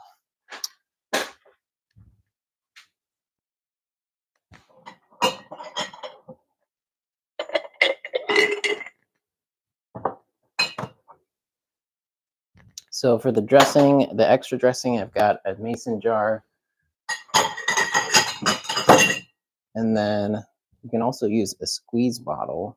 It's a great way to store the dressing. So I'm going to pour the dressing in the squeeze bottle first, actually.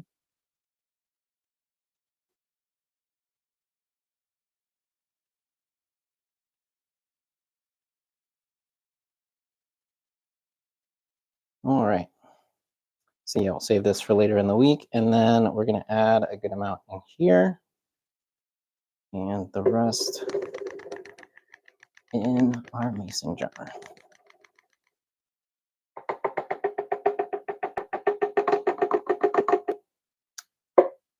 All right.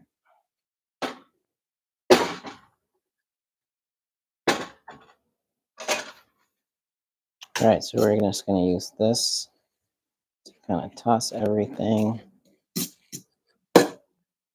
Sometimes I'll just put on a glove and use my my hands to mix everything. It's kind of up to you how you prefer to mix things. But this is enough salad for 2 to 3 meals, depending on how much you eat.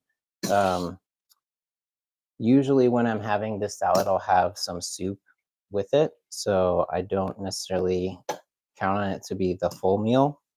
But yeah, and then if you want to make more salad, if you want to just shred the whole cabbages, that is, a great way to just have a lot of extra food with not a ton of extra time.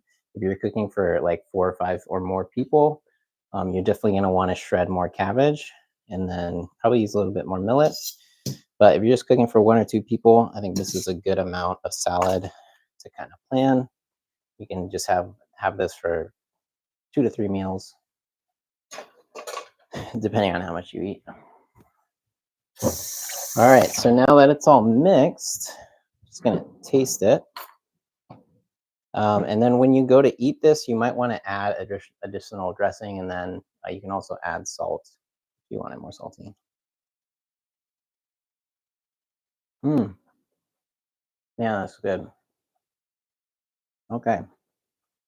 Oh my God, why is that so good? Mm. All right. Well, that's it. So everything's done. Took 2 hours and 15 minutes from when we started.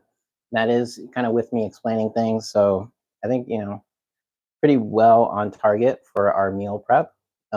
So I've got everything done cooking. We've got the dal and the broccoli soup cooling. We've got the salad ready to be packaged. We've got the roasted veggies ready to be packaged up as well. The pumfu in here as well. So now we're just gonna and just get it ready. And I'm just gonna clean up. If anyone has any questions, feel free to drop them. Um, and then, yeah, if you want more information on the course, you can check it out on the link. It's in the description. And then chefrouge.com has my recipes and some more information on there. So you can check that out. But now we're just going to package everything. So I'm going to grab my meal prep containers.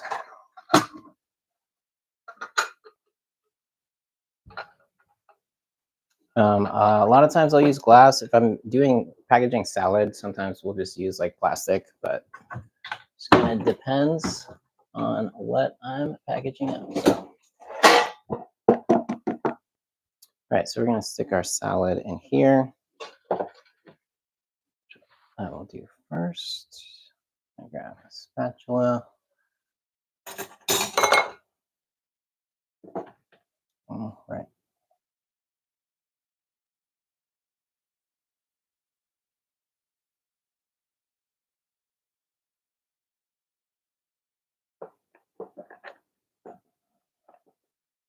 All right, and then once I've got the salad in here, when the pumfu is totally cooled, I'm gonna put some on top.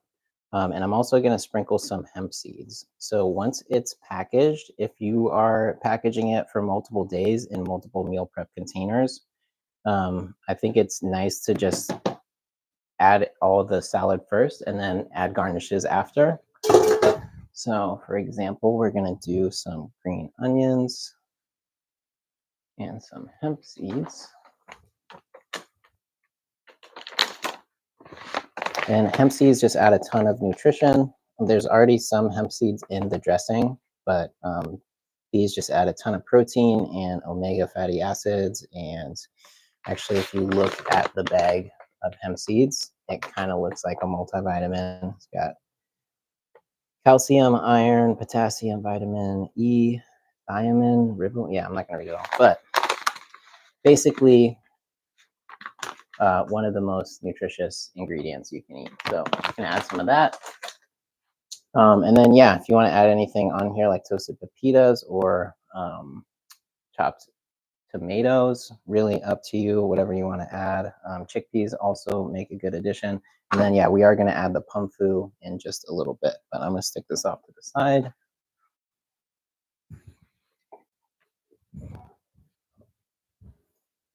And then I'm going to do the rest of the salad in this other container. So this one is going to be for later in the week. I'm going to add the dressing afterwards. So basically right before I'll eat it, I'll add the dressing. There we go. All right, that looks great.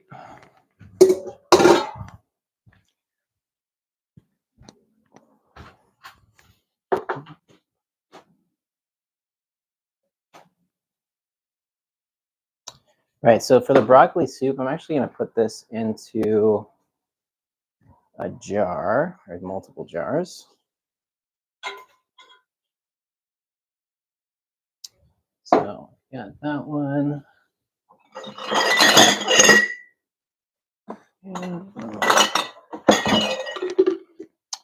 All right, so we've got about 8 cups of soup, and we're just going to put these in 2 pint-sized jars. Hopefully I can do this without spilling too much. Let's go for it.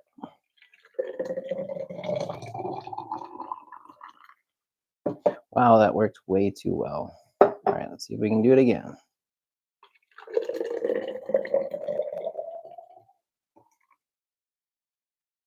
All right, you can probably tell I've done this before.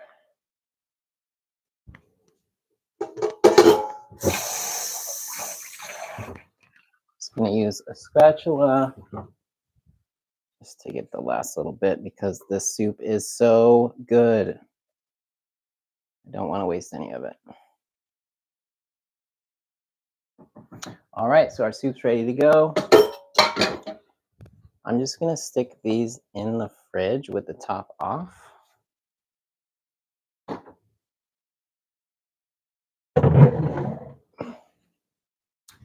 Just so that they cool quicker. All right. Ready for the dal.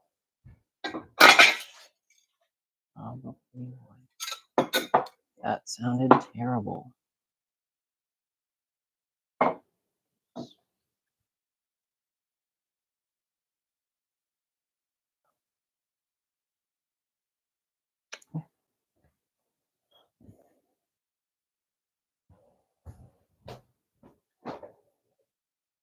All right, so I got our dal. There's no plans. Okay, so we're gonna pour this in here now.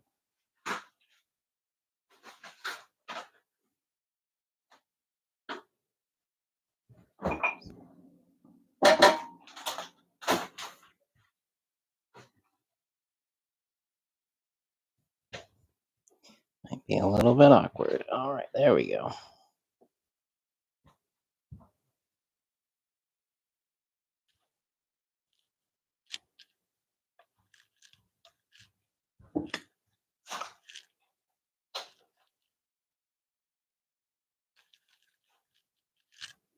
All right, looks like the bottom of our pot burned a little bit, so we're gonna avoid scraping that in there.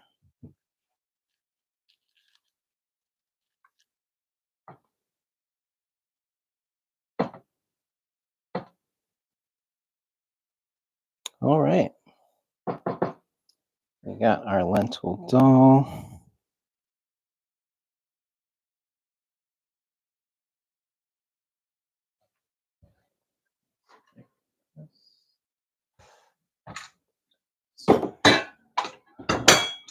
Oops. All right, so I think I'm gonna freeze one of these for later in the week. Oh. Stick it off to the side here for now.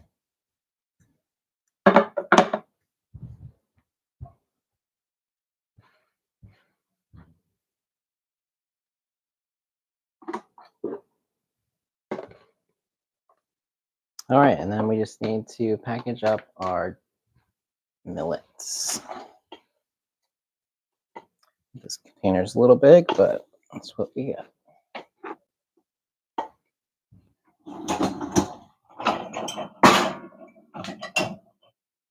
All right, found a better container.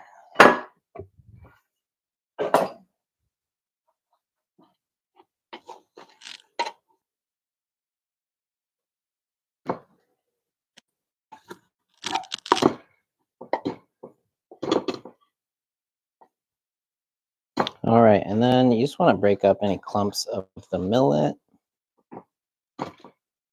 And same if you're making quinoa.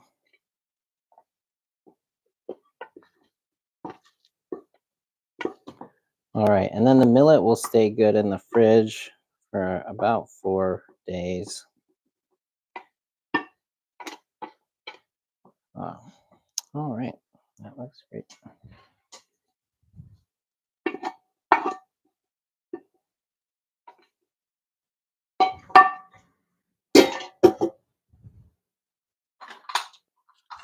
All right.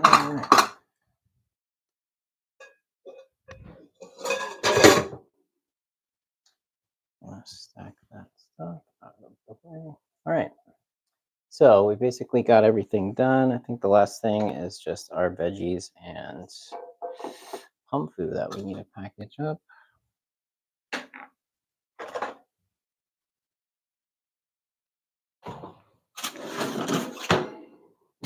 All right, so here's our pumfu. So I'm just going to stick this off to the side to cool, and then we can package it up. All right, so I've got everything done. Got our millet.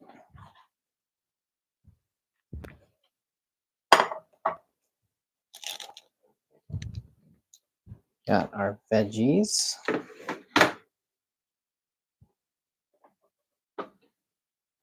I will just stick these in here.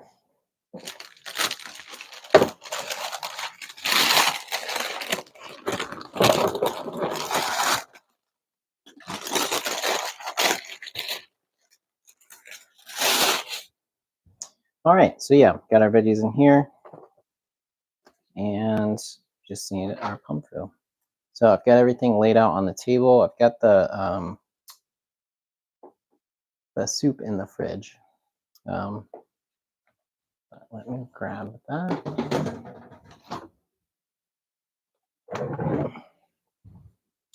And we can just kind of take a look at everything that we've got done.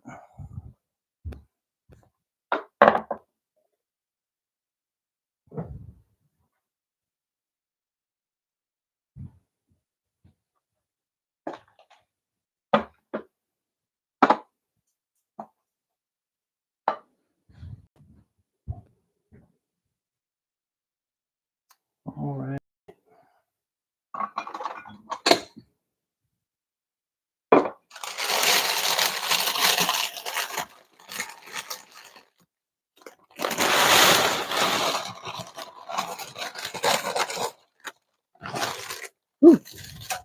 All right, made a little mess. Okay, so now we got our pumfu. All right, so I'm gonna bring y'all with me, and we can check out our finished meals.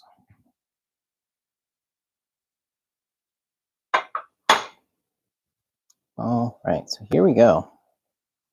Here's our finished meals. We got our pumfu here, got our roasted veggies, got our soup, got our red lentil dal with millet, and we've got our millet and cabbage salad. And then we've also got a bunch of extra dressing. So yeah, so that's the meal set. That's meal set number 1. And we will be doing these meal sets every week. So if you want to cook along with us, the course is linked in the description down below. And then you can also check out chefrouge.com. And then I'm also on Instagram and other social media sites. But next week we'll be doing a comfort food meal set. So that has our chickpea veggie pot pie that we'll be making. and a veggie chowder. And then I'm not sure what we're going to do for the salad, either a crudite or a pasta salad, but yeah, stay tuned. I'm actually going to post that meal set next week so you can take a look at it, and that will have the recipes, the menu, the shopping list and prep list. So all that stuff's already done for you. So basically, you can just get the plan and then get the ingredients, and then it tells you step by step how to cook everything. And if you want to cook it along with me, we'll be cooking. I'll be doing that next Sunday. So we're gonna do these on Instagram, or not Instagram, sorry, YouTube for now, and then eventually, we'll be switching those probably to Zoom and just doing that with the meal prep club. So, if you want to join the club, it's super easy. You just click the link in the description, and that will give you the meal prep fundamentals. We also have a meal prep mastery course for kind of more advanced cooks. So, if you want info on that, just send me a message and I can get you that info. But yeah, thank you so much for joining. I'm going to clean up and just get on with my Sunday. So yeah, also if you want daily or weekly recipes, you can sign up for my newsletter at chefrouge.io. That's also linked in the description. And so yeah, we'll be doing these every Sunday. So stay tuned and then look up for next week's meal set. I'll be posting it tomorrow in the meal prep course. That you can download. So thank you. Thanks for joining me, and I'll hope to see you next week. All right. Peace.